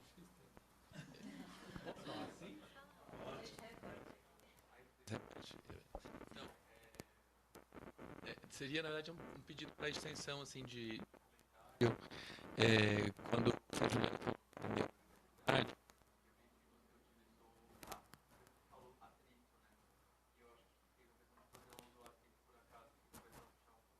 com o dispositivo de produção e poderiam falar um pouco mais sobre isso da medicalização e a relação com o dispositivo digital no contemporâneo. Boa pergunta. Bom, quem ouviu, a pergunta é sobre a medicalização e com os dispositivos digitais. Tem realmente tudo a ver. Gente, eu juro que eu estou tentando isso aqui ficar estável. Jeito que você segura. Mas tem tudo a ver. É claro, já existiam antes, a medicalização é um fenômeno anterior ao advento das redes sociais, mas nas redes sociais ela ganha uma amplificação, uma dimensão muito maior do que ela tinha antes, porque ela combina muito bem. Então, é curioso que as redes sociais surgem quando a gente já sabe da falência da psicofarmacologia. Então, a gente teve ali um período de deslumbramento até os anos 2000, mas a partir dos anos 2000, a partir do final das décadas de 90 anos 2000, a gente já tinha sacado que os remédios não eram tão poderosos quanto a gente imaginava e que eles tinham uma série de limitações.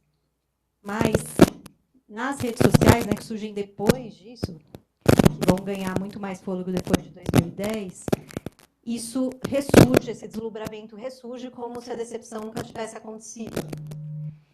E ressurge de uma forma que combina muito bem com a dinâmica das redes. Então, você tem especialistas que falam com muita propriedade, que usam listas de sintomas como se fosse verdade escrita na pedra, fazem desenho do cérebro com flechinha, como se eles tivessem uma grande sabedoria vinda das neurociências. E assim, eu tenho uma longa trajetória nas neurociências, né? Eu trabalhava com ressonância nuclear magnética funcional, que é um dos métodos mais utilizados nas neurociências e que mais causa fascínio. E eu posso dizer que nada daquilo que o povo que desenha cérebro e faz flechinha diz, a neurociência encontrou algum dia. E para piorar, as poucas coisas que as neurociências encontram normalmente reforçam algo que os pesquisadores já pensavam antes e que foi provavelmente muito influenciado pela psicanálise. Então, porque a psicanálise, né, adentrou a cultura e deixou aí muitas marcas. Mas, quando a gente apaga a história, né, a gente esquece de olhar para trás e olha para agora, muita gente fica aí, né, falando das neurociências, como se as neurociências tivessem descoberto um monte de coisa que, na verdade, foi uma apropriação, às vezes indevida, da psicanálise pela cultura. Então, as redes sociais, elas têm esse efeito, e ela tem o efeito da venda da solução fácil. Né? Então, além de eu ter uma lista de sintomas com a qual é muito fácil se identificar, eu dou um nome para o seu problema e eu já saio com a solução, que envolve um psiquiatra que vai dar um remédio, aquele psiquiatra é um ultra especialista só naquele transtorno e só ele vai saber dizer se você tem aquele transtorno. Se você for num outro psiquiatra e ele disser que você não tem, é porque ele não estudou o suficiente, não leu o suficiente. Né? Então, assim, você consegue, além de vender a solução, vender outro especialista, dizer que todo mundo que te contrariar está errado, porque não estudou o suficiente. E aí você ainda vende o terapeuta ocupacional, o advogado, o psicólogo, o ateu, né? Você vende o conjunto todo e basicamente diz para o sujeito que ele não precisa sofrer. Né? Sofrimento é totalmente dispensável. Porque se você aderir a todo esse rol de especialistas, você com certeza vai passar a vida aí liso, né? Sem atrito com a alteridade, sem sofrimento. Então, esse discurso na rede social, ele acaba ganhando, né, muita atração e é um ambiente onde a crítica, a possibilidade de você falar contra, acontece de uma maneira muito curiosa, né? Porque ela até existe, mas ela existe na guerra de narrativa e não numa discussão, né, realmente ali sólida do que está acontecendo. Então, você ganha, né, do mesmo jeito que o fascismo cresce muito dentro das redes sociais, esse discurso também cresce. Né? E muitas vezes eles se encontram. É curioso que o movimento neurodiversidade, que nasceu de uma coisa extremamente antipsiquiátrica, libertária, lá da década de 60, ele muitas vezes hoje se junta aos movimentos de extrema-direita, com uma reivindicação de, se você votar em nós, eu vou dizer que o seu transtorno merece tal e tal e tal condição especial de existência. Né? Então, essa torção, essa virada de você pegar uma coisa que nasce de um discurso libertário e que vai se transformando para virar o seu exato oposto e ainda ser incorporado, né, num discurso extremamente lesivo, que é o discurso fascista da extrema-direita, é um fenômeno impressionante. Né? Então, realmente, as redes sociais aparecem, né, a nossa relação com os recursos digitais aparece, e amplifica esse fenômeno que já existia de uma maneira que eu acho que a gente nunca previu e que acaba dominando o discurso hoje, né? Obrigado, doutora. Eu acho que tinha uma mão levantada atrás, antes da pessoa online. Deixa eu entregar o microfone. Ah, não. Usa o meu. Pronto. O seu está funcionando. Boa noite. É sempre um prazer escutar Paulo, sou fã, e um prazer conhecer a fala dos outros dois convidados também. Eu tenho me interrogado bastante, não que eu esteja sozinha nessa, de qual é o papel da escola nessa questão dessa epidemia diagnóstica e do uso de medicação, muitas vezes que vem, a gente recebe na clínica, às vezes criança, adolescente, que a mãe traz, mas que também tem um viés atravessado aí, né, dessa falta de produtividade, de uma falta de apreensão dos conteúdos, e a escola se autorizando muito a encaminhar esses alunos para fazer um teste, né, com psicopedagogo, e aí depois com neuropsicólogo, e chega o psiquiatra, e chega medicado. Se vocês pudessem comentar um pouquinho sobre isso.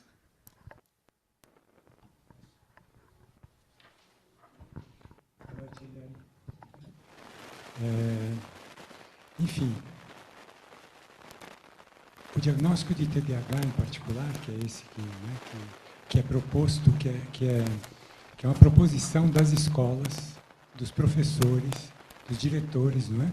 Eu não sei onde que eu li isso, para toda criança ou adolescente que perturba professores, babás e motoristas de ônibus. Então, você faz o diagnóstico a partir de testes e esses exames neurológicos agora muito sofisticados, e não pergunta o que está acontecendo em casa. Essa pergunta não é feita. Isso é uma insanidade, isso é uma coisa assim inacreditável.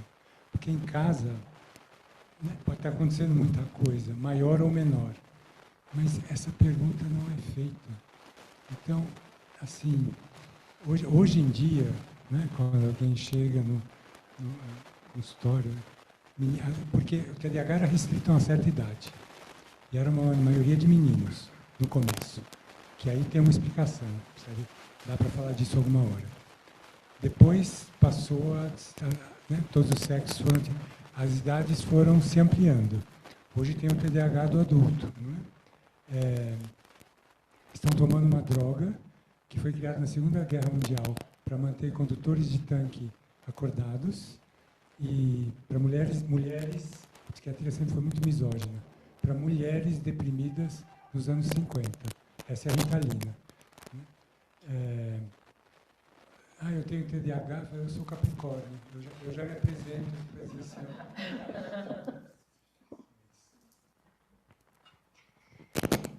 Eu acho que a gente só tem que tomar o cuidado de não culpabilizar as escolas também, né? Porque eu acho que os educadores eles estão se vendo numa situação muito aversiva, e até foi impressionante quando eu lancei o Que os Psiquiatras Não Te Contam, teve muita procura pelos educadores, né, em relação ao livro, e a angústia deles era palpável, e o que eles descrevem é que o cenário que eles vivem hoje é um cenário de extrema hostilidade, em que os pais chegam com 15 pedras na mão, prontos para atacar e voar no pescoço e na jugular dos educadores por qualquer coisa que aconteça. Então, muitas vezes, os educadores se veem numa posição defensiva. Eles sabem que o diagnóstico não é válido, mas eles querem que o diagnóstico seja feito para se defenderem das acusações. Então, existem situações até mais paradigmáticas, né, em lugares que tem esse tipo de levantamento. Por exemplo, nos Estados Unidos, quando eles colocaram uma regra, que inclusive estão trazendo para o Brasil, de controle de metas de desempenho de aluno por escola. Então, a verba que a escola recebe e o emprego do professor depende do desempenho dos alunos. E esse é um modelo que eles estão trazendo para cá agora, né? Inclusive, o Estado de São Paulo está bem adiantado na implementação desse modelo. O que acontece? As escolas e os educadores estavam sendo punidos severamente pelo mau desempenho dos alunos, porque 1000 questões, né? O aluno pode desempenhar bem ou mal por inúmeras questões que podem não ter absolutamente nada a ver com a escola, com o professor especificamente, enfim. Só que se aquele aluno tivesse um laudo, tivesse um diagnóstico, o desempenho dele não entrava na conta. Tem escola nos Estados Unidos que 75% dos alunos têm laudo. Porque todo aluno que ia mal, por qualquer motivo que fosse, eles davam um jeito de conseguir um laudo para que aquele número não contasse no desempenho, para aumentar a média de desempenho da escola daquele professor. E como é uma meta comparativa, né, a sua escola desempenha e o professor, né, tem uma nota de acordo com o desempenho dos seus alunos, isso é colocado numa escala dos melhores para os piores, e os piores são punidos. Se você não fizesse isso, se a escola do lado não fizesse isso, ela ia ser severamente punida. Então, você criou um sistema completamente enlouquecido de criação de laudos e diagnósticos. Né? E corre o risco disso acontecer aqui, porque, né, esse modelo falido está sendo implementado neste momento. Né? Eu tenho uma pergunta para te fazer. É verdade, as escolas estão sendo muito pressionadas, sem dúvida é verdade, por pais muito bem informados, né, que sabem o que procurar. Eu estou fora do universo psiquiátrico, na verdade. Você deve conhecer muitos psiquiatras, trabalha em instituições psiquiátricas. Caio também. Os psiquiatras acreditam nisso que estão fazendo? Olha, muitas vezes sim, mas eu acho que tem uma diferença. Por exemplo, neuropediatra tende muito mais a acreditar no diagnóstico de déficit de atenção do que psiquiatra. É verdade. E tem uma visão medicalizante que pra gente é assustadora. Do tipo, a criança não melhora, ele vai no segundo remédio, no terceiro, no quarto, aí a gente recebe a criança com dose máxima de Venvância, Bilif, né, aripiprazol, coisas que a gente não faria enquanto psiquiatras, mesmo os mais medicalizantes entre nós. Então, isso é um fenômeno também com antidepressivo, né? A gente é todo cuidadoso, explica 500 mil vezes todos os potenciais efeitos colaterais e não sei o que e tal. Gente, ginecologista, cardiologista, geriatra, tasca antidepressivo, não fala nada. Aí a pessoa chega pra gente falando do efeito colateral, a gente fala, é óbvio que é do remédio. Fala, mas o médico falou que não. Né? Então, assim, tem uma banalização do uso dos remédios psiquiátricos fora da psiquiatria, que às vezes é pior do que dentro da psiquiatria. Verdade. O nome é extraordinário, né? Antidepressivo. Então, qualquer médico de qualquer especialidade, eles estão prescrevendo em todas as especialidades e às vezes não estão nem dizendo o que estão dando. Eles nem alertam. Ó, era bom você tomar isso aqui, enfim, é verdade, sem dúvida. Em situações que não tem nada a ver com depressão. Nada. Alguém está com insônia, está muito agitado, está ansioso com razão. Seria esquisito se não tivesse. E aí ele está com depressão e vai tomar. É isso mesmo. Tem razão. Eu sei que tem mais pessoas aqui online, mas na sala, mas o Pedro online está com a mão há um tempo. Eu vou pedir para liberar o microfone dele, por favor. Oi, gente, boa noite a todos. Não sei se meu microfone está legal, está funcionando. Primeiro, agradecer a excelente discussão, maravilha. E uma coisa que eu também sou médico, né? E uma coisa que me intriga muito mentalmente é essa dicotomia do normal e do patológico e do que é culpa do indivíduo, que é culpa do meio. E a medicina tem uma dificuldade enorme em reconhecer, né? A parte do meio é sempre uma culpabilidade biológica. Então, fazendo um paralelo, puxando para a minha área, eu sou endocrinologista, da Maria, que sofre de depressão porque o meio é violento, por causa da desigualdade social e por aí tudo vai. O paralelo, eu queria saber a opinião de vocês, da obesidade, né, como doença, no meio ambiente em que tudo é desenhado diante de uma espécie que é extremamente econômica do ponto de vista metabólico e energético. A gente é extremamente eficaz energeticamente falando, e a gente desenha alimentos cada vez mais palatáveis, energéticos e coloridos e bonitos e baratos e gratuitos e chega na sua casa em 5 minutos num drone, num chocolate, né? Outro dia o paciente me falou isso. Não, doutor, isso aqui eu comprei na Americanas, custou R$10, chegou um shot de 5 placas de chocolate em 5 minutos na casa dele. Não tem como. E depois a medicina vem e aponta o dedo, falando isso é uma doença, e minha área de pesquisa é genética, e aí me incomoda mais ainda quando falam que é genético. E eu não consigo ter muito diálogo na endocrinologia, então, sei lá, se vocês pudessem falar alguma coisa sobre isso, que me assusta um pouco. Como é que metade do planeta tem a mesma doença? Então a espécie é doente, né? A gente fala Pode sem falar, microfone? cara. Mas tá funcionando? Ah, tá, beleza. Então, eu achei a pergunta do Pedro fundamental e eu acho que mostra aqui pra gente, talvez, né? E eu acho que talvez por isso que seja interessante, inclusive, fazer esse percurso pelo pensamento médico, né, para chegar em como ele entra na psiquiatria, porque eu acho que a gente está falando de, entre muitas coisas, uma consequência do pensamento médico, né? E como ele muitas vezes apaga esses outros condicionantes.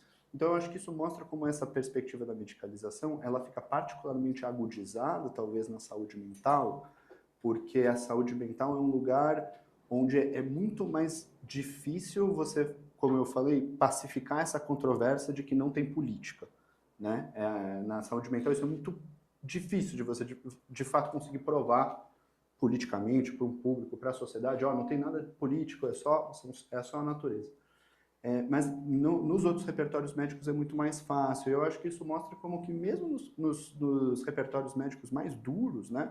Então a gente está falando da endocrinologia, né? Então uma área aí que tem todos os seus mapeamentos moleculares, todo o seu conhecimento do corpo, né? Mas nem esses componentes deixam de ser atravessados pelo ambiente, no sentido de que existe um ambiente aí que vai, de fato, contribuir para isso, né? Eu acho que o Pedro falou muito bem, né?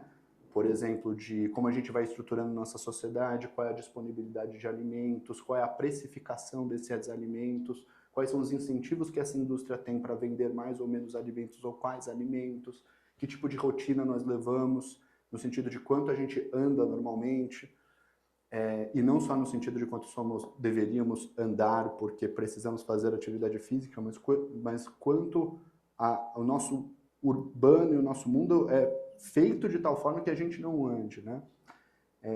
E isso me atravessa. Eu lembro de uma vez, inclusive, eu era aluno de medicina, se não me engano, e fui talvez num evento muito parecido com esse, mas para falar de obesidade, né, da epidemia de obesidade, talvez, né?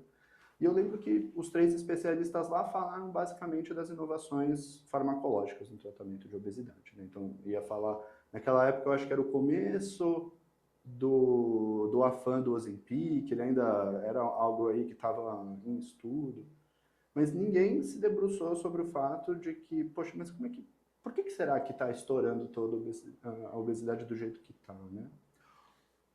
E aí eu até acredito, Pedro, que eu nem diria, pelo menos na minha experiência com médicos, eu nem imaginaria que esses médicos diriam algo do tipo, é tudo genético, não tem a ver com o meio.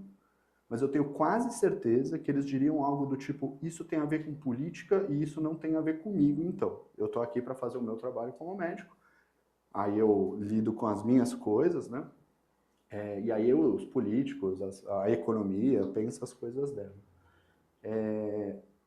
Eu queria talvez aproveitar, você que falou que é endocrinologista, eu acho que um dos trabalhos mais interessantes sobre antropologia da ciência é feito em cima de um laboratório de endocrinologia, que é o livro Vida de Laboratório, do Bruno Latour. Eu recomendo muito, eu acho que vai ser elucidativo aí, talvez, para aproximar um pouco essa discussão mais pelo lado antropológico, filosófico. Mas é isso, penso por aí. Na nossa vivência, não sei se você tem essa vivência também no contato com o endocrinologista.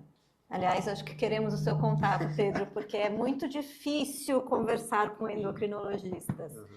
Eu tenho uns 3 que me ligam semanalmente para me xingar, porque eu tenho algum paciente em comum que eles querem ou encaminhar para bariátrica, ou que já estão tomando Monjaro, sei lá o quê, e não perdem peso, porque tem uma relação... E assim, aquelas histórias de vida complexíssimas, em que a comida e o peso têm diversas funções, uma história de anos e tal. E eles me xingam porque eles falam que eu proíbo o paciente fazer bariátrica. Eu nunca faço isso. Mas eu pergunto para o paciente, falo, tá bom, você vai acordar de madrugada com fome, não vai poder comer senão você passa mal. E aí, você aguenta ou não aguenta? O paciente fala, não. Eu falo, então você não está pronto para fazer uma cirurgia bariátrica, porque isso vai acontecer. Né? E aí eles ficam muito irados comigo. E eu já recebi, assim, mensagens muito iradas e muito desrespeitosas dizendo que eu estou matando essas pessoas. Porque a obesidade é uma coisa extremamente grave e olha todos os 1000 riscos clínicos que essa pessoa está correndo. Como se eu tivesse inventado a obesidade da pessoa. Né? E, obviamente, que ninguém está amarrado na cadeira. Essas pessoas são meus pacientes, inclusive são pacientes que pagam para vir, então eles são totalmente voluntários. Eles vêm porque eles veem algum sentido naquilo. Né? E eles poderiam ir outro psiquiatra, que estaria muito feliz em encaminhá-los para a bariátrica se eles quisessem. Mas é impressionante como, eu acho que a endocrinologia é muito atravessada por isso, né? Pelo discurso do risco. Se isso tem tanto risco, tanta morbidade, né? Se essa pessoa vai morrer tão mais cedo por conta disso, qualquer medida desesperada se justifica. Tanto que agora que está surgindo, né, a informação que para a gente que acompanhava pacientes que usavam essas canetas emagrecedoras já estava careca de saber que a hora que você tira, você ganha tudo ou mais, né, ganha tudo de volta ou mais, e aí o discurso virou para as pessoas vão precisar tomar isso para o resto da vida.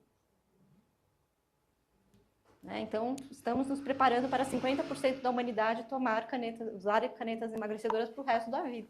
Obviamente, não existe recurso no planeta para sustentar algo assim, mas parece que não tem muita gente preocupada em relação a isso. Quem vende os remédios vai ficar bem feliz, né? Eles devem estar até subvencionando a indústria de ultraprocessados, né? Mesmo sócios. São sócios. Boa noite. Eu gostaria que o senhor explorasse um pouco mais a questão da relação entre o fascismo, movimentos totalitários e a ausência de crítica aos pais, ou seja, qual que é a relação entre a ausência de crítica aos pais e a adesão a movimentos totalitários ou líderes?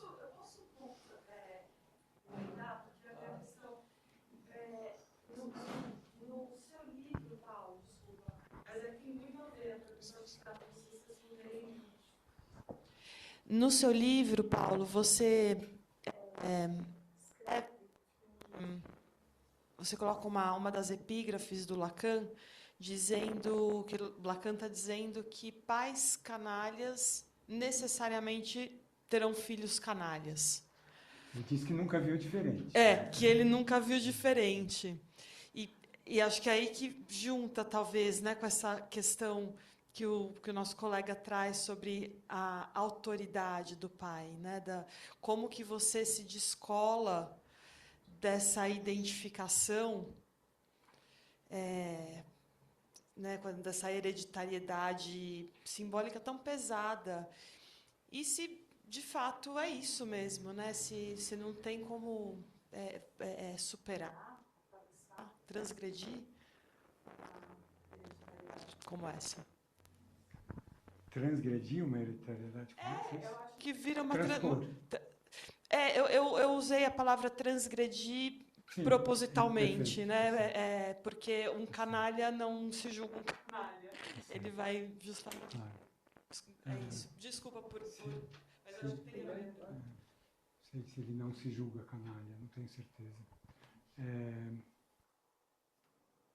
Há muitas coisas. Eu até me lembrei de alguma coisa que nem está no livro, não está em lugar nenhum. Eu falo, mas eu não escrevo. Se a possibilidade de alguém fazer um percurso analítico, vou chamar de longo, não vou nem falar em fim de análise, mas que leve a grandes transformações, se essa possibilidade também já não está dada na história dele. Isso eu não vou escrever, mas, enfim, é uma questão também, não é? Eu vejo a marca da história como algo muito poderoso.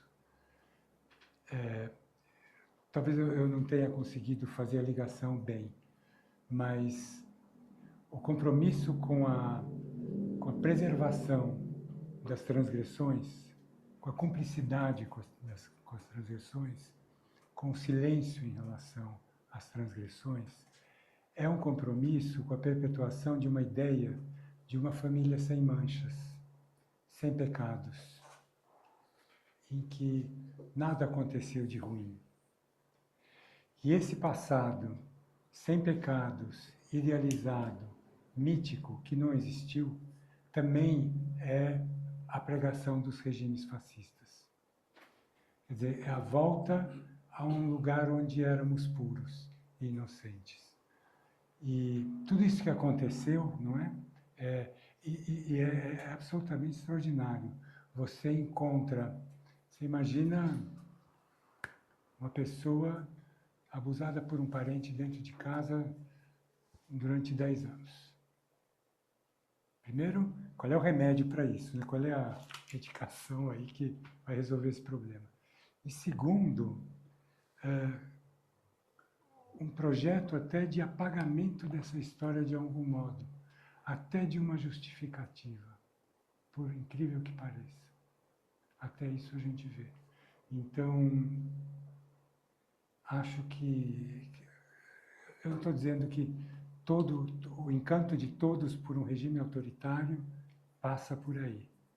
Mas o que eu tenho da clínica hoje é que sim, é porque nós temos, com essa polarização política que aconteceu no Brasil, a gente, há 10 anos atrás, ou 15 anos atrás, as pessoas mal falavam de política nas sessões de análise, não é? Muito pouco. Não era uma questão como aparece hoje, né? Em que às vezes nem o sujeito é tão envolvido, mas fala do pai, fala da mãe, fala do avô. A questão política aparece no discurso do cotidiano, assim, da análise, do dia a dia da análise. Então aí é que eu acho que foi possível para mim começar a pensar, mas o que é que separa uma coisa de outra? Não é? O que é que faz essa distinção? Às vezes, no interior da mesma família. Porque o projeto para cada filho não é o mesmo. Porque a relação com cada filho não é a mesma. Forçosamente, por uma questão lógica. Não pode ser. Não é? É diferente. Às vezes a ligação é maior com o pai, ou com a mãe, ou com uma avó, ou com algum tio que disse alguma coisa que muda alguma coisa da história. Então, a possibilidade de transgredir a história transgressiva, no que eu escuto, possivelmente está presente também em algum detalhe da história pessoal. Tá? Eu vou tentar fazer uma pergunta, porque toda a reflexão foi em torno desses psicofármacos, Vance, Rivotril, etc.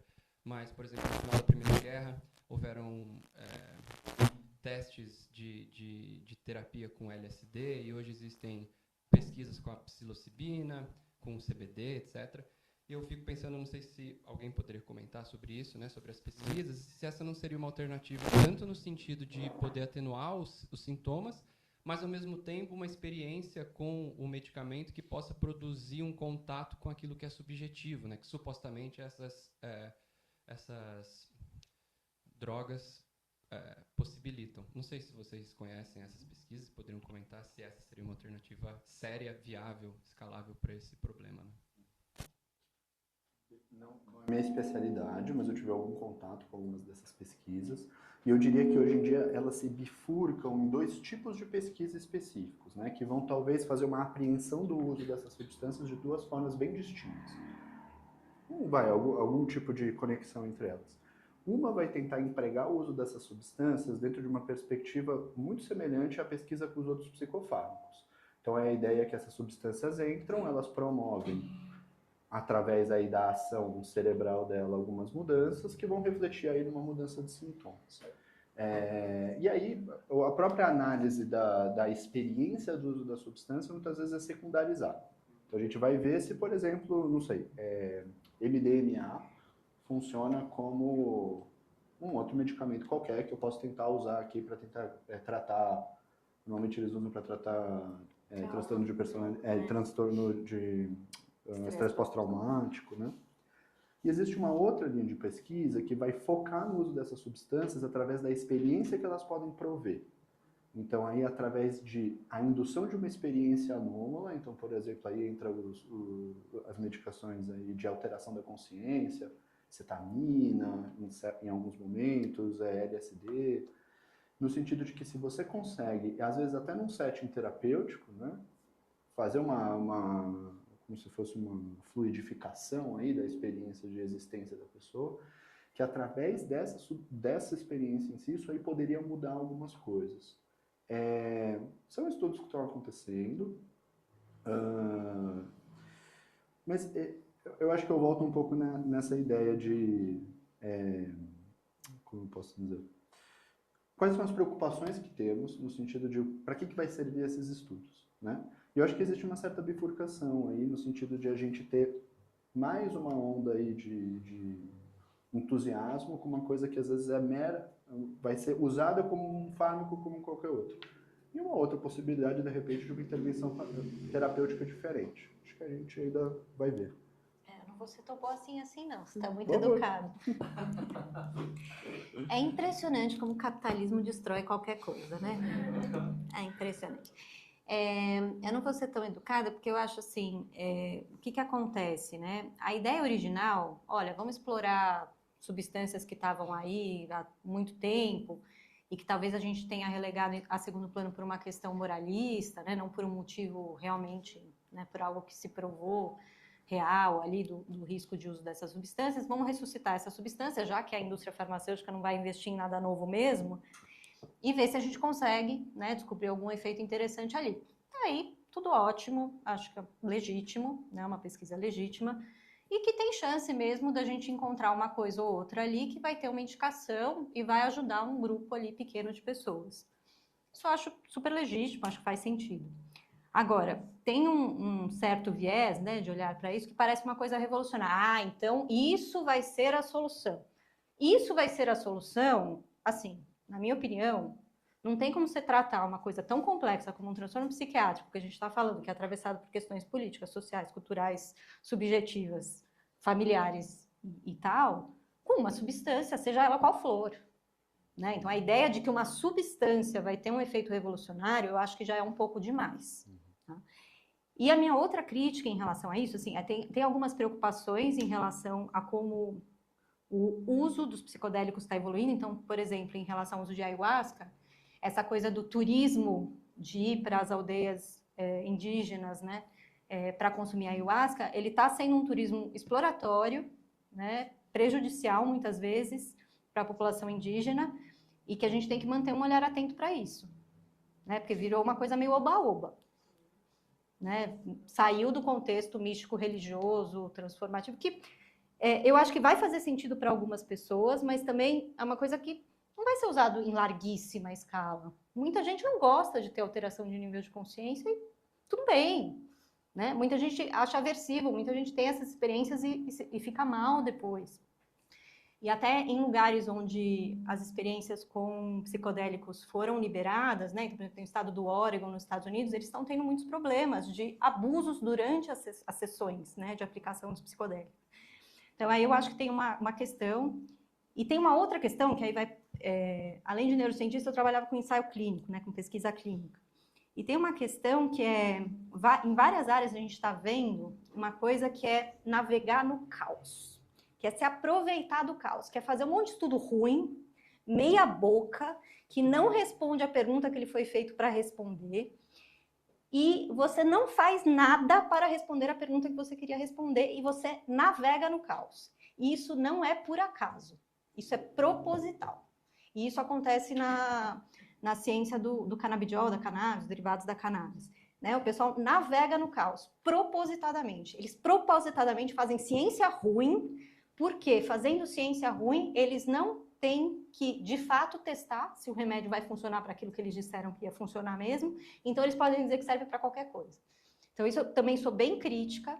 E por mais que o movimento de ressurgimento dos derivados da cannabis tenha sido super de esquerda, revolucionário, contra a cultura, ele virou capitalismo total, né? Então, não vou ser boazinha. Não consigo, gente, não consigo. Não discordo. Depois da Primeira Guerra, com soldados traumatizados, não é? Muitos deles em estados catatônicos, uma das propostas foi injetar parasita de malária neles, para que eles adoecessem, e aí eles tinham picos de febre muito elevados, e por muitas vezes, enfim, esses abalos causados pela febre tirariam eles do transtorno pós-traumático, né? Transtorno de estresse pós-traumático. Isso deu um prêmio Nobel em 1927. Obrigado. A gente tem 2 minutinhos, tem uma pergunta online da Lívia.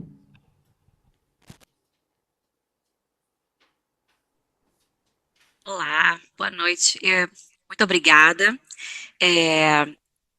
Eu não tenho, na verdade, uma pergunta, só vim agradecer e pontuar umas pequenas coisas aqui. Eu moro nos Estados Unidos, não por escolha, mas porque tem que ser assim, por enquanto. E é um respiro ouvir vocês falando, principalmente a fala da Juliana agora no final. Me tocou muito. Eu compartilhei até aqui no chat as fotos que eu vejo de propaganda aqui em Nova York, de ketamina em spray, que você vai lá e põe no nariz, e tipo, é uma walk-in clinic, você vai lá andando, você paga com o seu dinheiro, e você vai spray your depression away, sabe? E assim, ao lado dessa mesma propaganda, tem uma propaganda para você perder peso, aquilo que o Pedro estava falando antes, sabe? E é um respiro, porque, assim, é deprimente, né, ver essas propagandas, ver isso, esse consumo aqui. Essa do drone aí de Pedro, eu não sei aonde é, mas eu fiquei chocada, nunca vi isso aqui, mas acho que deve existir, entendeu? E é um respiro, poder ver que tem gente nadando contra essa corrente, né? Tentando passar por cima dessa avalanche aí que a gente está, que é o capital, né? Que é enlouquecedor. E não me leve a mal, eu gosto dos confortos do capitalismo, gosto de comprar, né? Gosto de coisas novas, mas eu acho que tem um limite, né? E a gente está perdendo esse limite. Então, está sendo um respiro aqui, eu estava como se estivesse afogando, e agora vocês me deram uma máscara de oxigênio. Então, muito, muito obrigada.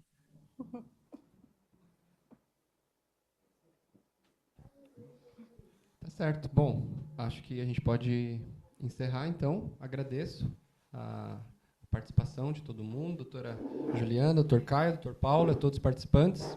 E até uma próxima, então.